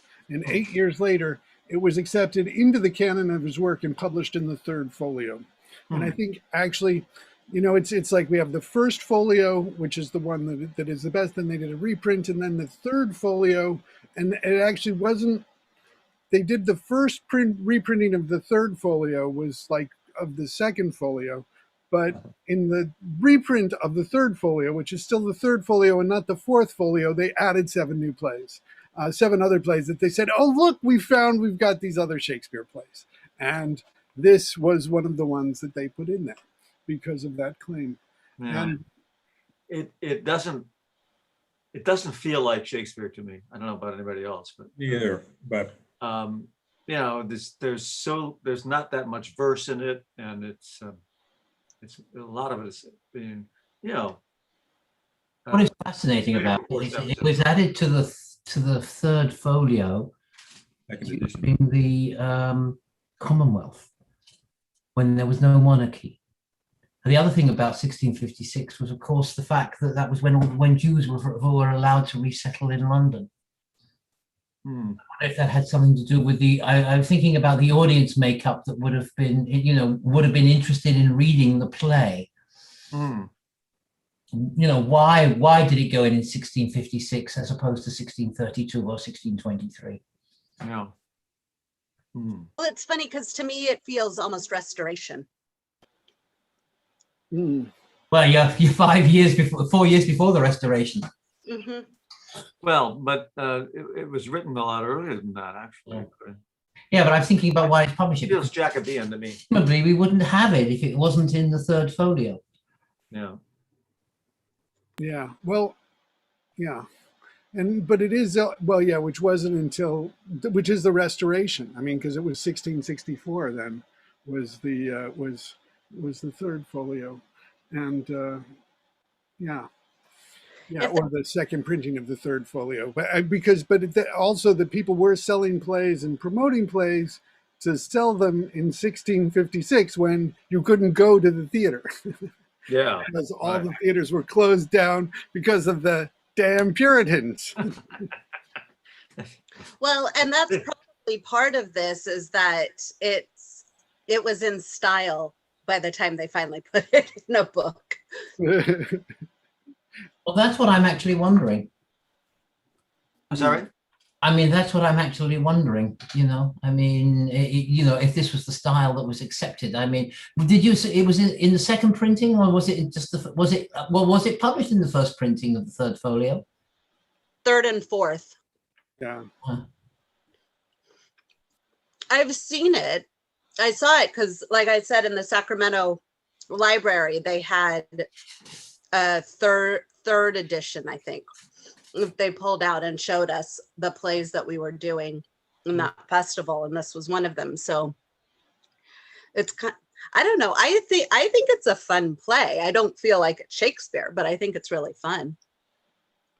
Yeah.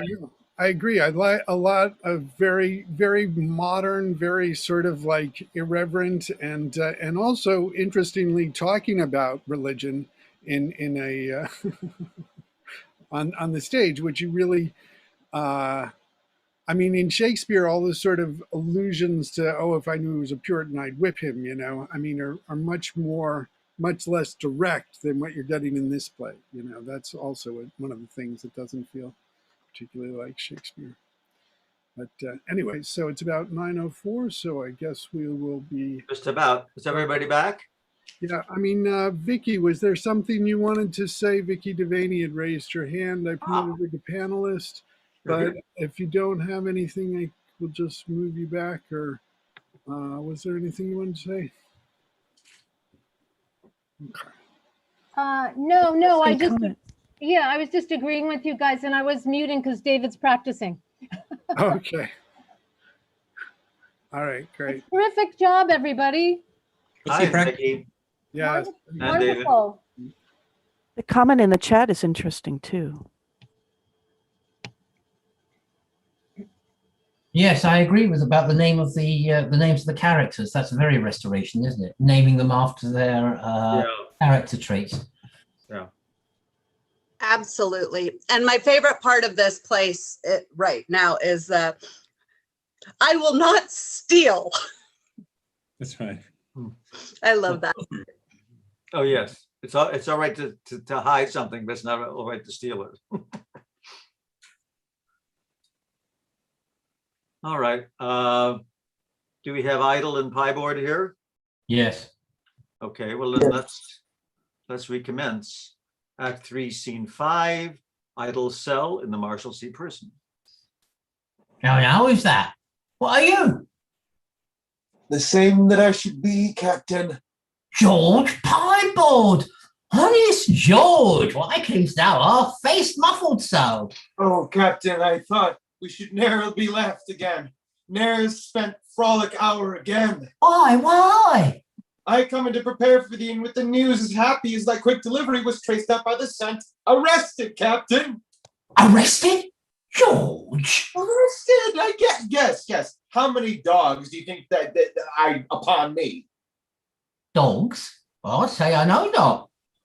Almost as many as George Soane the bear. 3 at once. 3 at once.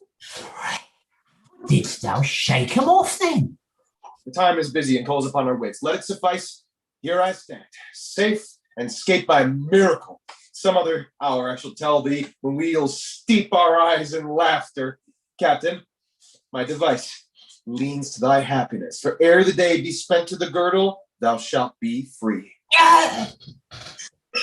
The corporal's in his first sleep, the chain is missed, the kinsman has expressed thee, and the old knight with palsy in the hams now labors thy release. What rests is all in thee to conjure, Captain. Conjure?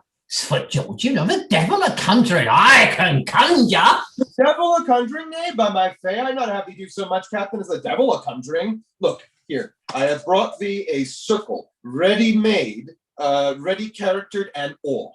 Oh, slut George, art thou in thy right wits? Dost thou know what they say? Why dost thou talk to a captain a conjuring? Didst thou ever hear of a captain conjuring in thy life? Dost call it a circle? 'Tis too wide a thing, methinks. Had it been a lesser circle, then I knew what to have done with it. Why, every fool knows that, Captain. Nay, then, I'll not cog with you, Captain, if you stay and hang to the next sessions you may. No, by my faith, George.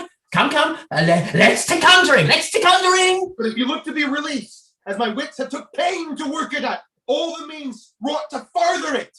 Besides, to put crowns in your purse. Oh, yeah. To make you a man of better hopes. And whereas, before you were a captain or a poor soldier, to make you now a commander of rich fools, which is truly the only best purchase peace can allow you, safer than highways, heath, or coney groves, and yet a far better booty, for your greatest thieves are never hanged. For why? They're wise and cheat within doors, and we geld fools of more money in one night than your false tale gelding will purchase in 12 months run, which confirms the old Bedlam saying. He's wisest that keeps himself warmest. That is, he that robs by a good fire. Well, opened your face, George. Thou hast pulled that saying out of the husk. Captain Idle, 'tis no time now to delude or delay. The old knight will be here suddenly. I'll perfect you, direct you, tell you the trick on 'tis nothing. But, George, I know not what to say to conjure. Well, she'll be hanged ere I can conjure. Not me of that, Captain. You'll ne'er conjure after your hand, I warrant you. Look, sir, a parlous matter short. First, to spread your circle upon the ground with a little less conjuring ceremony, as I'll have a hackney man's wand silvered o'er thy purpose for you. Then, arriving in the circle with a huge word and a great trampo, for instance. Have you never seen a stocking stamping player that will raise a tempest with his tongue and thunder with his heels? Often. Yes. Why, be like such a one, for anything will blear the old knight's eyes. For you must note that he'll never dare to venture in this room, only perhaps peep fearfully through a keyhole to see how the play goes forward. Well, I may go about it when I will, but mark the end on't. I shall shame myself in face, George. Speak big words and stamp and stare, and he looking at the keyhole. Why, the very thought of that would make me laugh outright and spoil all. Nay, I tell you, George, when I apprehend a thing once, I am of such a laxative laughter that if the devil himself stood by, I should laugh in his face. That's but a babe of a man, and may easily be hushed, as to think upon some disaster, some sad misfortune as the death of thy fathers in the country. That would be more to drive me into such an ecstasy that I should nearly die laughing. But then I'll think upon going to hanging else. Oh, Matt, that's well remembered. Now I'll do well, I warrant thee, ne'er fear me now. But how shall I do, George, for boisterous words and horrible names? Any fussing invocations, Captain, will serve as well as the best, so you rap them out loud. Or you may go to apothecary's shop and take all the words from the boxes. Trotten, you say true, George. There's strange words enow to raise 100 quacksilvers, though they be ne'er so poor when they begin. But here lies the fear on't. How, if in this false conjuration a true devil should pop up, indeed? A true devil? Captain, oh, why? There was ne'er such a one. Nay, faith, he that has this place is as false as a knave as our last church warden. Then he's false enough a conscience, i' faith, George.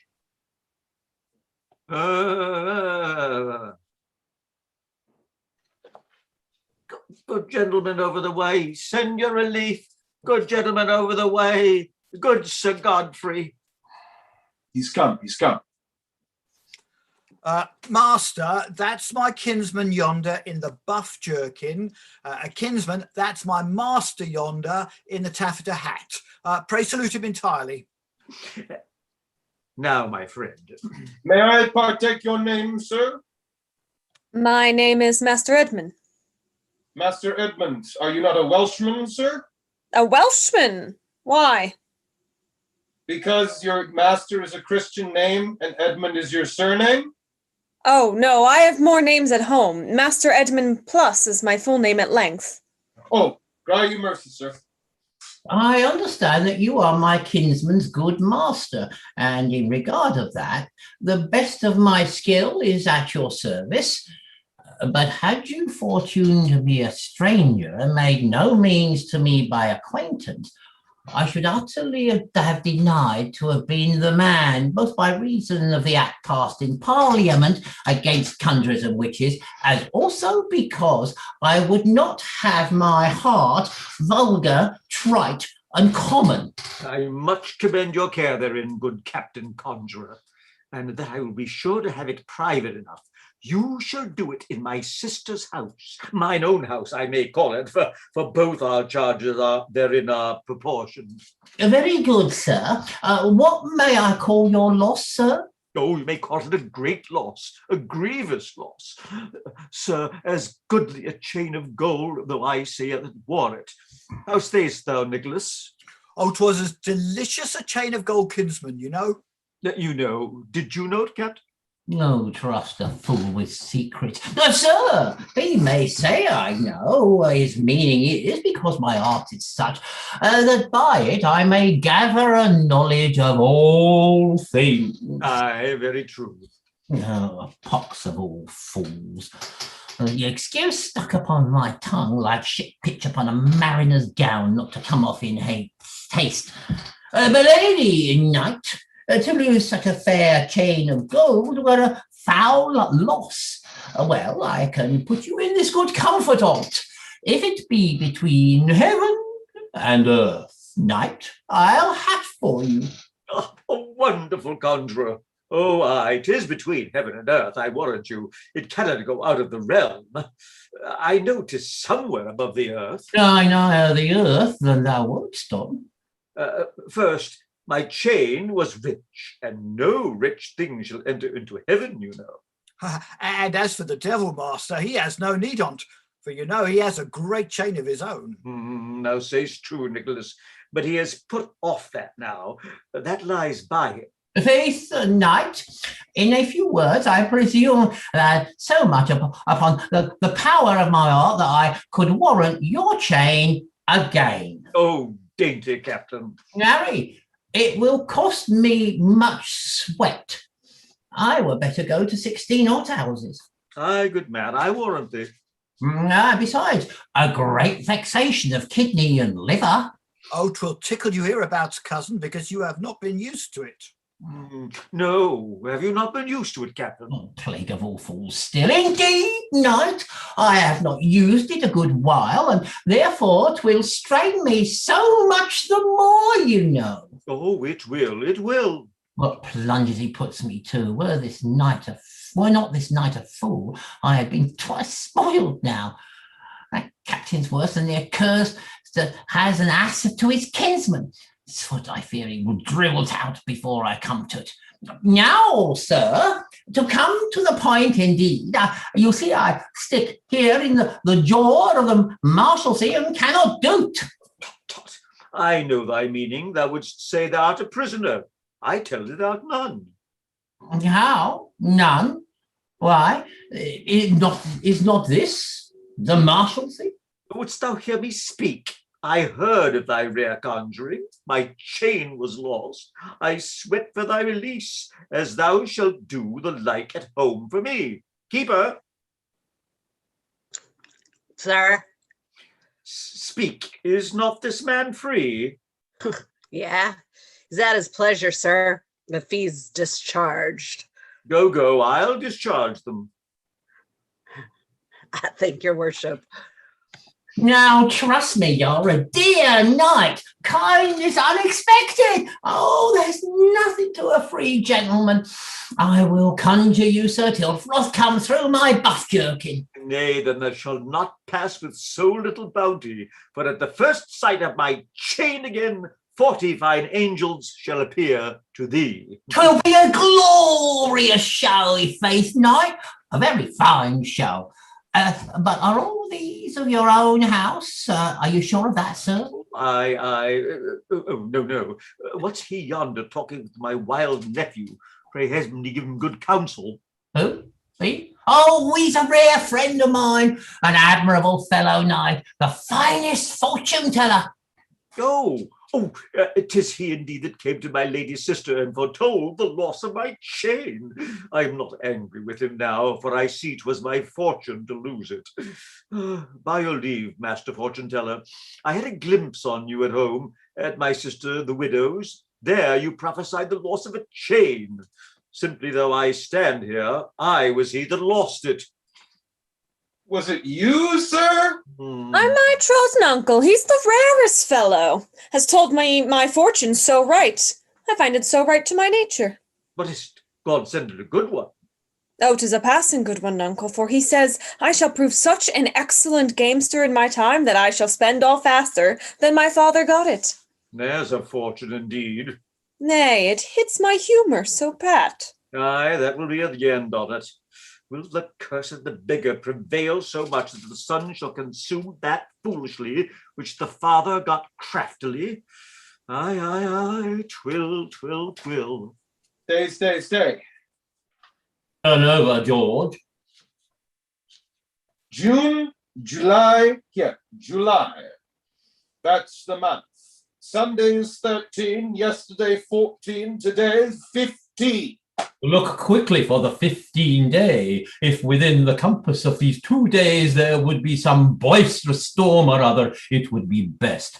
I defer him off till then. Some tempest, and it be thy will. Here's the 15th day. Hot and fair. It would have been hot and foul. The 16th day. That's tomorrow. The morning, for the most part, fair and pleasant. No luck. But about high noon, lightning and thunder. Lightning and thunder! Admirable. Best of all, I'll conjure tomorrow at just high noon. George? Happen, but true. Tomorrow, almanac, and I'll give thee leave to lie all the year after. Sir, I must crave your patience to bestow this day upon me, that I may furnish myself strongly. I sent a spirit into Lancashire the other day to fetch back a knave drover, and I look for his return this evening. Tomorrow morning, my friend here and I will come and breakfast with you. Oh, you shall be both most welcome. And about noon, without fail, I purpose to conjure. Mid-noon will be a fine time for you. Conjuring? Do you mean to conjure at our house tomorrow, sir? Married, I do, sir. That is my intent, young gentleman. By my troth, I'll love you while I live for it. Oh, rare, Nicholas, we shall have conjuring tomorrow. Pah! I could have told you that. Oh, he could have told him of that, fool coxcomb, could ye? Do you hear, sir? I desire more acquaintance on you. You shall earn some money of me, now I know you can conjure. But can you fetch any that is lost? No, anything that's lost. Oh, why, look you, sir, I tell you it as a friend and a conjurer. I should marry a apothecary's daughter, and 'twas told me she lost her maidenhead at Stony Stratford. Now, if you'll do but so much as conjure for it and make all whole again. Oh, that I will, sir. Oh, by my troth, I thank you, la. Little Mary with your sister's son, sir? Oh, a simple young man, very simple. Come, Captain, and you, sir, will e'en part with a gallon of wine till tomorrow breakfast. Cross agreed, sir. Kinsman, scholar. Why, now thou art a good knave, worth 100 brownists. Am I indeed, law? I thank you truly, law. Act 4, Scene 1, a room in the widow's house. But I hope you will not serve a knight so, gentlewoman, will you? To cashier him and cast him off at your pleasure. What, do you think I was dubbed for nothing? No, by my faith, lady's daughter. Pray, Sir John Pennyda, let it be deferred a while.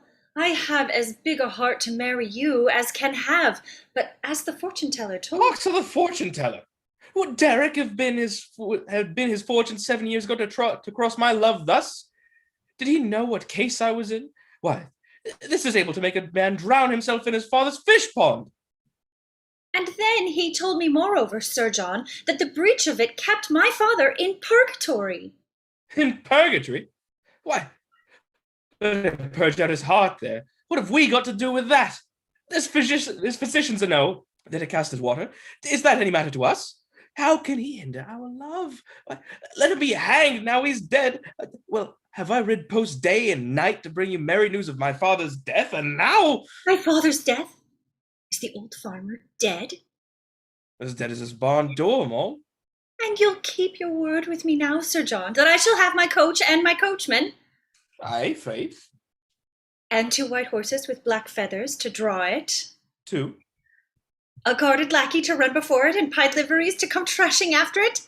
Thou shalt, Mole. And to let me have money in my purse and go whither I will? All this.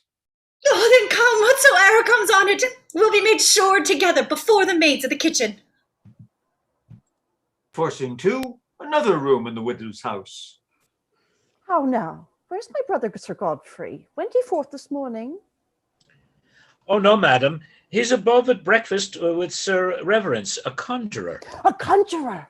What manner of fellow is he? Oh, a wondrous rare fellow, mistress. Very strongly made upward, for he goes in a buff jerkin. He says he will fetch Sir Godfrey's chain again if it hang between heaven and earth. What? He will not. Then he's an excellent fellow, I warrant. How happy were that woman to be blessed with such a husband, a man of cunning. How does he look, Frailty? Very swartly, I warrant. With black beard, scorched cheeks, and smoky eyebrows. Oh, he's neither smoke-dried nor scorched, nor black, nor nothing. I tell you, madam, he looks as fair to see to as one of us. I do not think, but if you saw him once, you'd take him to be a Christian. So fair and yet so cunning. That's to be wondered at, mother.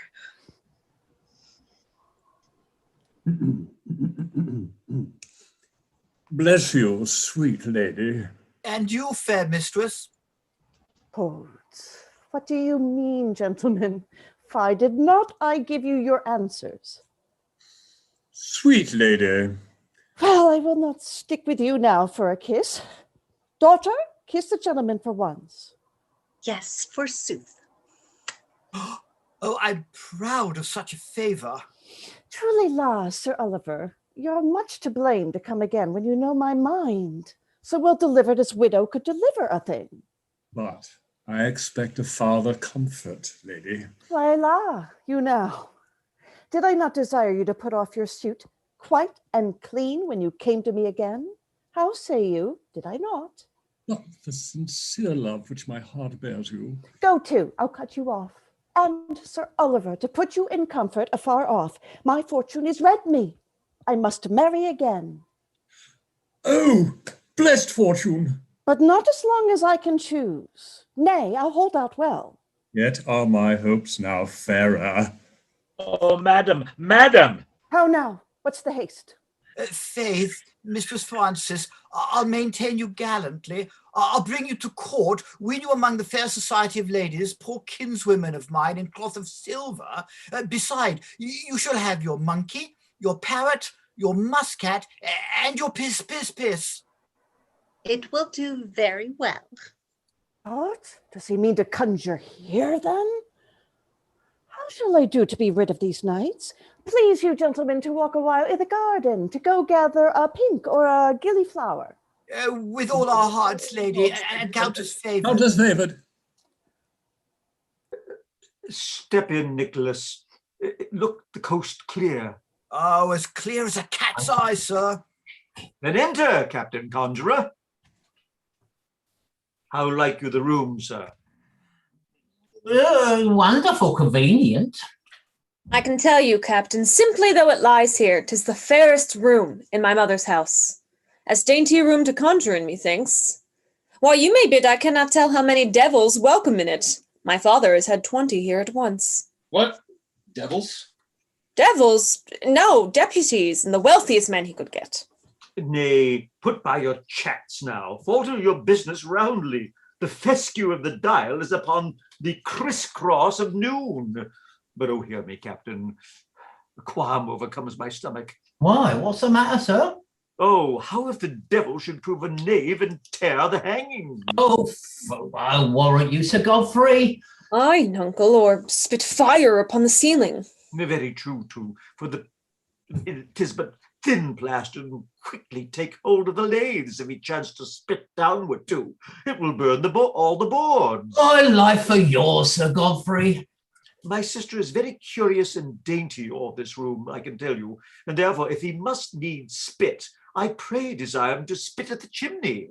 Why, I assure you, Sir Godfrey, he shall not be brought up with so little manners to spit and sprawl the floor. Why, I thank you, good captain. Pray have a care. I fall to your circle. We'll not trouble you, I warrant you. Come, we'll into the next room, and because we'll be sure to keep him out there, we'll bar up the door with some of the godly, zealous works. That will be a fine device, Nuncle, and because the ground shall be as holy as the door, I'll tear 2 or 3 rosaries in pieces and strew the leaves about the chamber.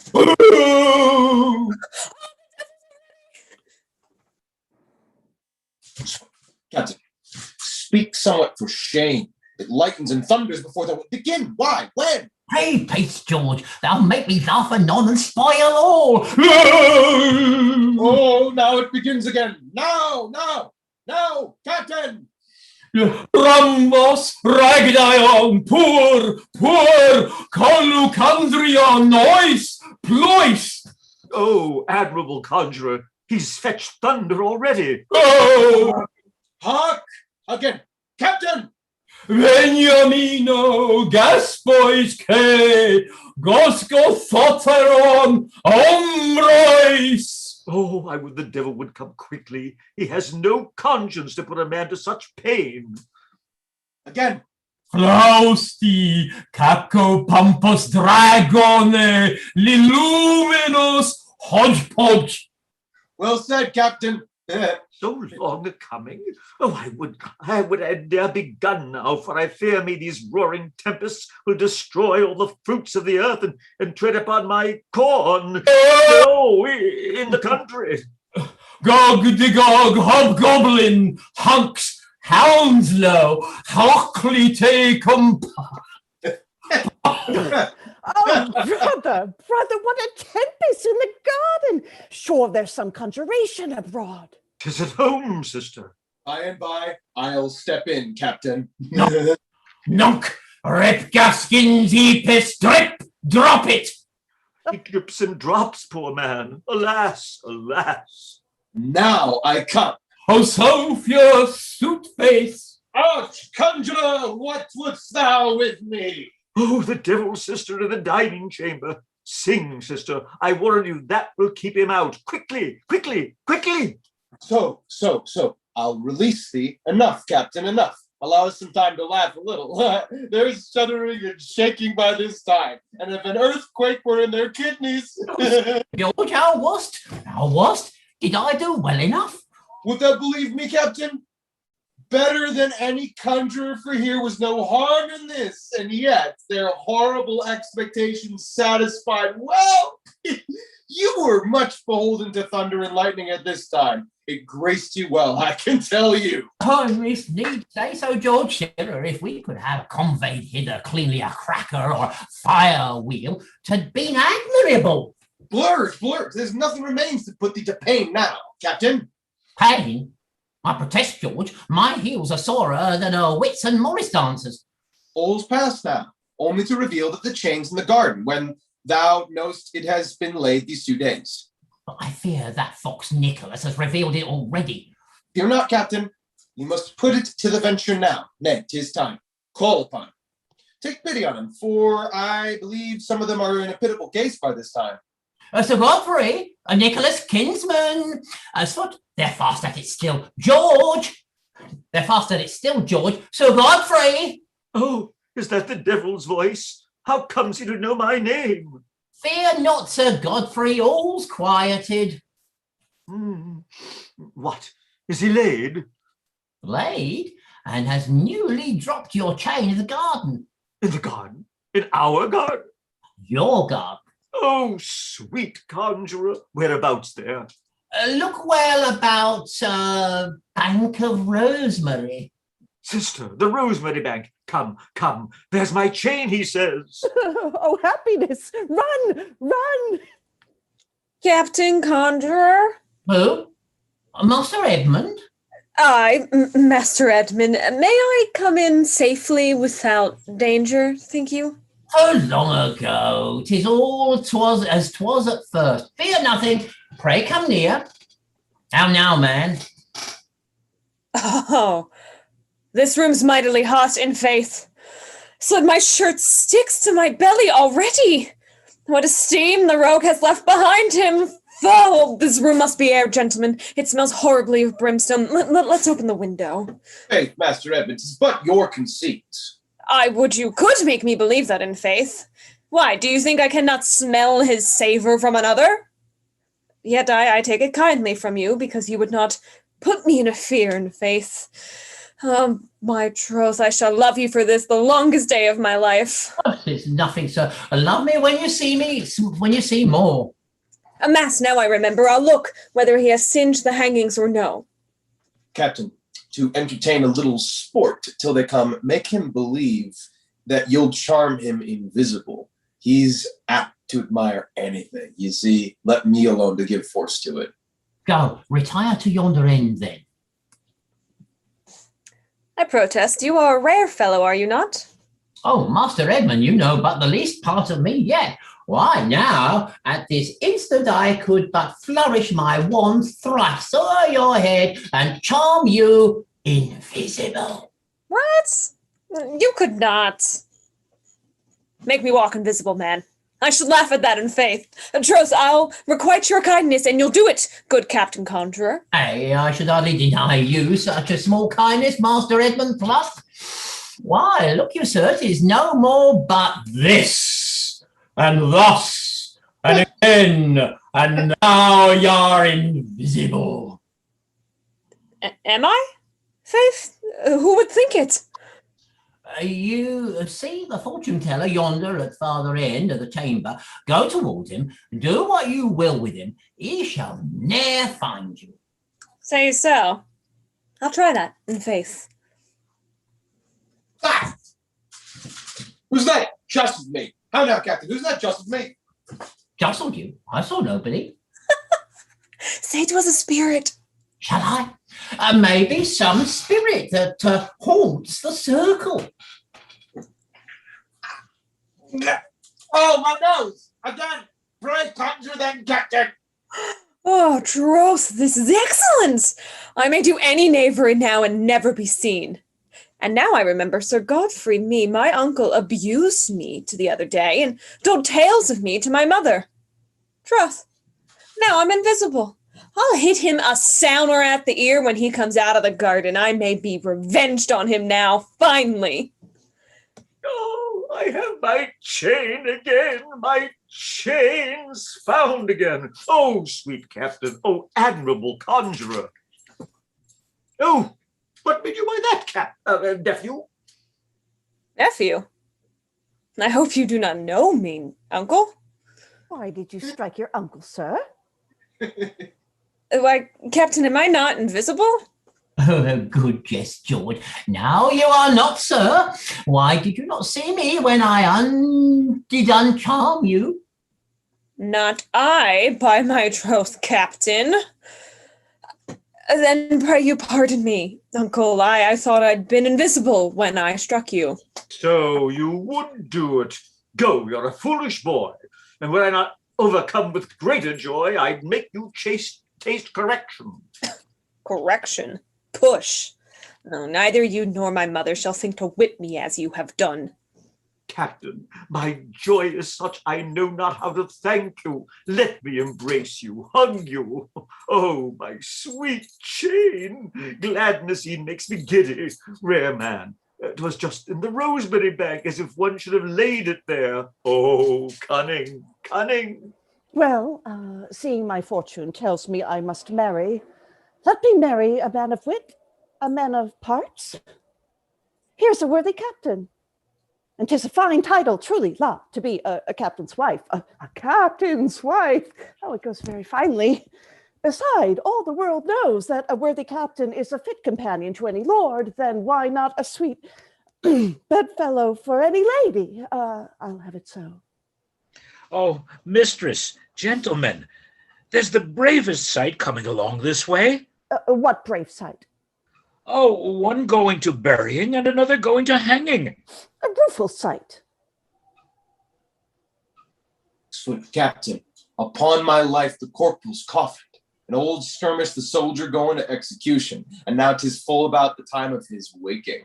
Hold out a little longer, sleepy potion, and we shall have excellent admiration, for I'll take upon me the cure of him.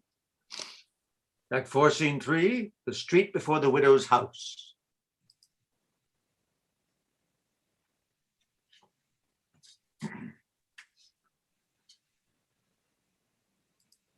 Where's Frailty? Oh, here they come, here they come. Now I must close secretly with the soldier, prevent his impatience, or else all's discovered.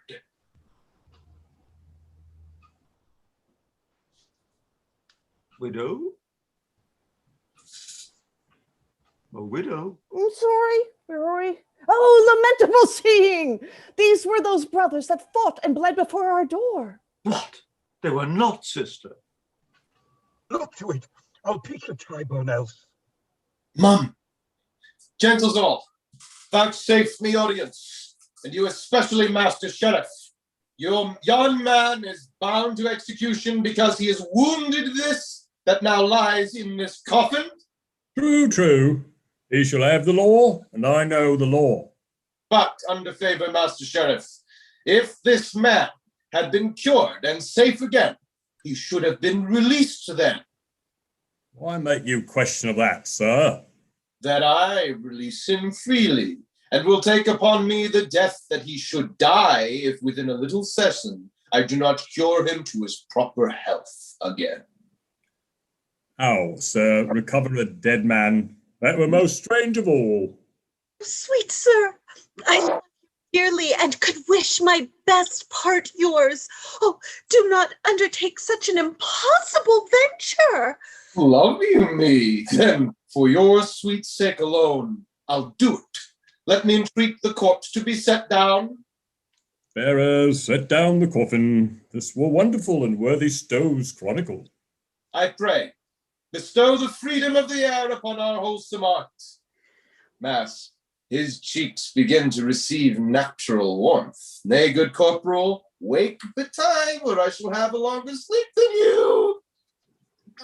But he should prove dead indeed now. He were fully revenged upon me for making a property on him. Yet, I'd rather run upon the ropes than have a rope like a tetter run upon me. Oh, he stirs! He stirs! Again! Look, gentlemen, he recovers! He stops! He rises! Oh, defend us! Out, alas! Nay, be still. You'll make him more giddy else. He knows no better yet. Dunes, where am I?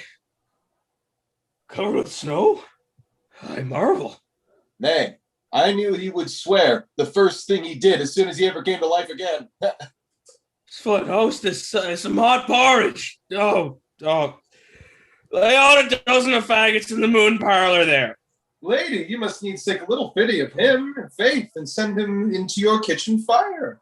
Oh, with all my heart, sir. Nicholas and Frailty help to bear him in.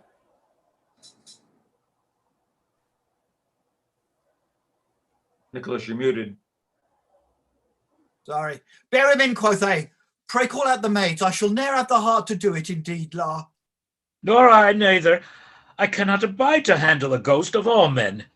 This blood, let me see. Where was I drunk last night? Oh, shall I bid you once again take him away? Why, we're as faithful as you, I warrant you. Oh! Away, villains! Bid the maids make him a caudle presently to settle his brain, or a posset of sack. Quickly, quickly! Sir, I swear you are. I do more than admire you. Oh, aye, if you knew all, Master Sheriff, as you shall do, you would say then that here were two of the rarest men within the walls of Christendom. Two of them? Oh, wonderful. Officers, I discharge you. Set him free. All's in tune. Aye, and a banquet ready by this time, Master Sheriff, to which I most cheerfully invite you and your late prisoner there. See you this goodly chain, sir? Mum, sir, no more words. 'Twas lost and is found again. Oh, come, my inestimable bullies, we'll talk of your noble acts in sparkling charnico, and instead of a jester, we'll have the ghost in the white sheet sit at the upper end of the table. Excellent. Merry man, if faith. Well, seeing I am enjoined to love and marry, my foolish vow thus I cashier to to air, which first begot it. Now, love, play thy part. The scholar reads his lecture in my heart. Act 5, Scene 1, the street before the widow's house. This is the marriage morning for my mother and my sister. Oh me, Master Edmund, we shall have rare doings. Nay, go, frailty, run to the sexton. You know my mother will be married at St. Antling's. Hie thee, 'tis past 5. Bid them open the church door. My sister is almost ready. What, already, Master Edmund? Nay, go, hie thee. First, run to the sexton, and run to the clerk, and then run to Master Pigman the parson, and then run to the milliner, and then run home again. Here's run, run, run. Oh, but hark, frailty. What, more yet? Has the maids remembered to strew the way to the church? An hour ago, I helped her myself. Away, away, away, away, then. Away, away, away, then. I shall have a simple father-in-law, a brave captain, able to beat all our street. Captain Idle. Now my lady mother will be fitted for a delicate name. My lady Idle, the finest name that can be for a woman. And then the scholar, Master Pieboard for my sister Frances, that will be Mistress Frances Pieboard. Mistress Frances Pieboard. They'll keep a good table, I warrant you. Now all the knights' noses are put out of joint. They may go to a bone setter's now. Hark, hark, who comes here with 2 torches before him? My sweet captain and my fine scholar. Oh, how bravely they are shut up in one night. They look like fine Britons now, methinks. Here's a gallant change in faith. So they've hired men and all by the clock. Master Edmund, kind, honest, dainty Master Edmund. Sweet captain father-in-law, a rare perfume in faith. What are the brides stirring? May we steal upon them, thinkst thou, Master Edmund? They're even upon readiness, I can assure you, for they were at their torching now. By the same token, I tumbled down the stairs. Alas, poor Master Edmund! Oh, the musicians! I prithee, Master Edmund, call them in and lickle them a little. That I will, sweet captain father-in-law, and make each of them as drunk as a common fiddler. Act 5, Scene 2, the street before the widow's house. Mr. Small! Mr. Small! Who's there? 'Tis I. Sir John Pennydub? Oh, you're an early cock, i' faith. Who would have thought you to be so rare a stirrer? Prithee, Moll, let me come up. No, by my faith, Sir John, I'll keep you down, for you knights are very dangerous if once you got above. I'll not stay, if faith. Faith, you shall stay. For, Sir John, you must note the nature of the climates. Your northern wench in her own country may well hold out till she be 15, but if she touch the south once and come up to London, here the chimes go presently after 12. Well, thou'rt a mad wench, Moll. But I prithee make haste, for the priest is gone before. Do, you follow him. I'll not be long after. Act 5, Scene 3, a room in Sir Oliver Muckhill's house. Oh, monstrous unheard of, Fordray. Knight, I have never heard of such villainy in our own country in my life. That is impossible. Dare you maintain your words? Dare we? Even for the weeping pipes, we know all their plots. They cannot squander with us. They have knavishly abused us, made only properties on to advance themselves upon our shoulders. But they shall rue their abuses. This morning they are to be married. 'Tis too true. Yet if the widow be not too much besotted on slights and forgeries, the revelation of their villainies will make them loathsome. And to that end, be it in private to you, I sent late last night to an honourable personage to whom I am much indebted in kindness, as he is to me, and therefore presume upon the payment of his tongue, and that he will lay out good words for me, and to speak truth, for such needful occasions I only preserve him in bond, and sometimes he may do me more good here in the city by a free word of his mouth, than if he had paid one half in hand until doomsday for t'other. In troth, sir, without soothing be it spoken, you have published much judgment in these few words. For you know, when such a man utters will be thought effectual and to weighty purpose, and therefore into his mouth will put the approved themes of their forgeries. I'll maintain it right, if you'll be true. How now, fellow? May it please you, sir, my lord is newly lighted from his coach. Is my lord come already? His honour's early. You see, he loves me well, up before 7. Trust me, I have found him nightcapped at 11. There's good hope yet. Come, I'll relate all to him. Act 5, Scene 4, a street before the church. By your leave, lady. My lord, your honour is most chastely welcome. Madam, though I came now from court, I come not to flatter you. Upon whom can I justly cast this blot, but upon your own forehead, that know not ink from milk?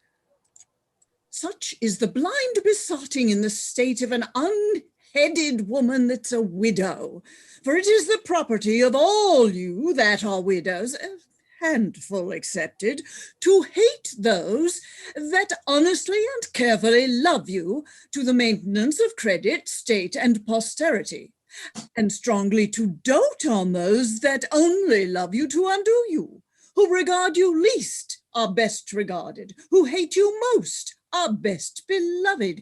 And if there be but one man amongst 10,000 millions of men that is accursed, disastrous, and evilly planeted, whom fortune beats most, whom God hates most, and all societies esteem least, that man is sure to be a husband. Such is the peevish moon that rules your bloods. An impudent fellow best woos you, a flattering lip best wins you, or in a mirth who talks rogueliest is most sweetest. Nor can you distinguish truth from forgeries, mists from simplicity. Witness those 2 deceitful monsters that you have entertained for bridegrooms. Deceitful? All will out. But do as blabbed George, that foolish Nicholas. For what they have besotted your easy blood withal were naught but forgeries, the fortune-telling for husbands, the conjuring for the chains Sir Godfrey heard the falsehood of, all nothing but mere knavery, deceit, and cousinage. Wonderful! Indeed, I wondered that my husband, with all his craft, could not keep himself out of purgatory. And I more wondered that my chain should be gone and my tailor had none of it. And I wondered most of all that I should be tied from marriage, having such a mind to it. Come, Sir John Pennydove, fair weather on our side. The moon has changed since yesternight. The sting of every evil is within me.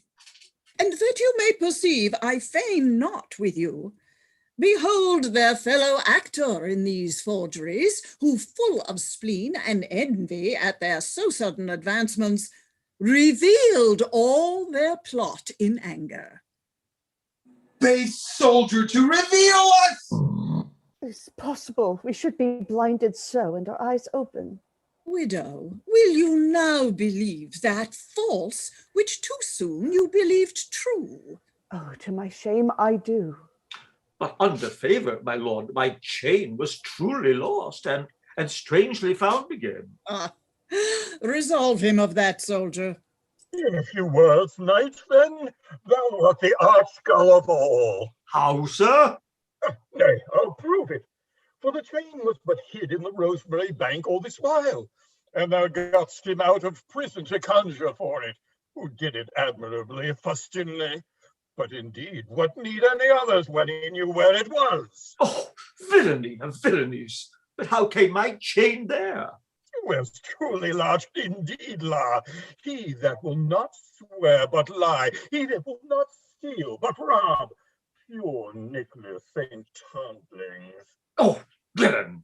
One of our society, deemed always holy, pure, religious, a Puritan, a thief. When wast ever heard? Sooner we'll kill a man than steal, thou knowest. Out, slave, I'll rend my lion from thy back with my own hands. Oh, dear master, no. Nay, knight, dwell in patience. And now, widow, being so near the church, 'twere great pity, nay, uncharity, to send you home again without a husband. Draw nearer, you of true worship, state, and credit, that should not stand so far off from a widow and suffer forged shapes to come between you. Not that in these I blemish the true title of a captain or blot the fair margent of a scholar, for I honor worthy and deserving parts in the one, and cherish fruitful virtues in the other. Come, lady, and you, virgin, bestow your eyes and your purest affection upon men of estimation, both in court and city, that have long wooed you, and both with their hearts and wealth sincerely love you. Good sister, do, sweet little Frank. These are men of reputation. You shall be welcome at our a great credit for a citizen, sweet sister. Come, her silence does consent to it. I know not with what face. Ha ha! Why, with your own face, they desire no other. Pardon me, worthy sirs. I and my daughter have wronged your loves. Easily pardoned, lady, if you vouchsafe it now. With all my soul. And I with all my heart. And I, Sir John, with soul, heart, lights, and all. They're all mine, Moll. Now, lady, what honest spirit but will applaud your choice and gladly furnish you with hand and voice, a happy change, which makes even heaven rejoice. Come, enter into your joys. You shall not want for fathers now. I doubt it not, believe me, but that you shall have hands enough to give ye. Curtain. Lovely, everybody. Thank you so much. It's a rather challenging play when you get into it. It has its little traps, but we did very well with it, I think. It would be fun to Well do. done, everyone. Thank you so much. Sorry. That was great. Thank you, Paul. Thank you. Thank you for hosting. That was wonderful. Yeah, thanks for having us on this. Thank you. Good, everybody. Oh my God, there was some really funny stuff, you guys. Yeah. Yes. A lot of very sneakily naughty lines in it too, actually. Yeah. Yeah. But the Conjuring was particularly fun. Stephen, that was. Yes. The invisibility and like the Oh yes. Oh yes. I wonder in performance way back when whether The Conjuring was a play line, and perhaps the actor had leave to insert what he wished beyond the point. Oh, that's dangerous. It almost feels like it. Well, it's interesting. The line that got me was when I got to Hounslow, because that was the London borough in which I grew up. Oh, really? That made me laugh as well. Yeah. One of the highwaymen in Beau's stratagem is also called Hounslow. One of the things was about the maiden the young woman who lost her maidenhead in Stony Stratford. And one of my best friends grew up in Stony Stratford, so I just asked her if we were doing a play about her. There's something interesting I thought in this play that like I read once that like actors were once like stabbed through the heart with a stake because it was seen that they were conjurers and like were raising devils and such. And like it was mentioned before that like the Puritans shut down the theater. So like all this like, I mean, it made me think of like magicians and like how like all these like conjuring acts are just like tricks that we play like as actors to like make a story come to life. You know, it's nice like parallels with the theater. Yeah. You have to remember that, in fact, the play was written, was it not, in the early 60s, 1604, 1605, something like that. And James I was on the throne, and he loved all this stuff. You know, witches, conjurers, magicians, magic. Oh, right. Right. I mean, if you like, this is it's the funny side of Macbeth. Yeah. This is the sort of benign side of demonology. Yeah, in this case, they're all con men, though, of course. Yes. It's interesting that they get found out in the end. Like, in the end, like, the virtuous Puritans are the ones who are, like, elevated, and the con men are, like, put to justice. Like, it felt like a betrayal. Like, it was like a really quick reversal of fortune. Oh, didn't see that. I was a little upset by that. Johnson's the alchemist. They've been getting away with murder, and finally at the end, they are caught. Yeah, it felt very like Johnsonian, like in like the mischief and all that. It does have elements, but it also had like a story to follow through too, which was good. Nice little. Yeah. Well, and as Dathan had mentioned in the comments, I mean, there's also a lot of people think it's Middleton, and apparently this is also very similar to what the Roaring Girl and other Middleton plays as well, who is sometimes credited as being the reviser of Macbeth and Timon of Athens. That they may have collaborated. Some of the theories are that they may have both worked on that, and we don't know how sort of collaborative these things were, except for really Sir Thomas More, which makes us believe they were very collaborative because they know they're about.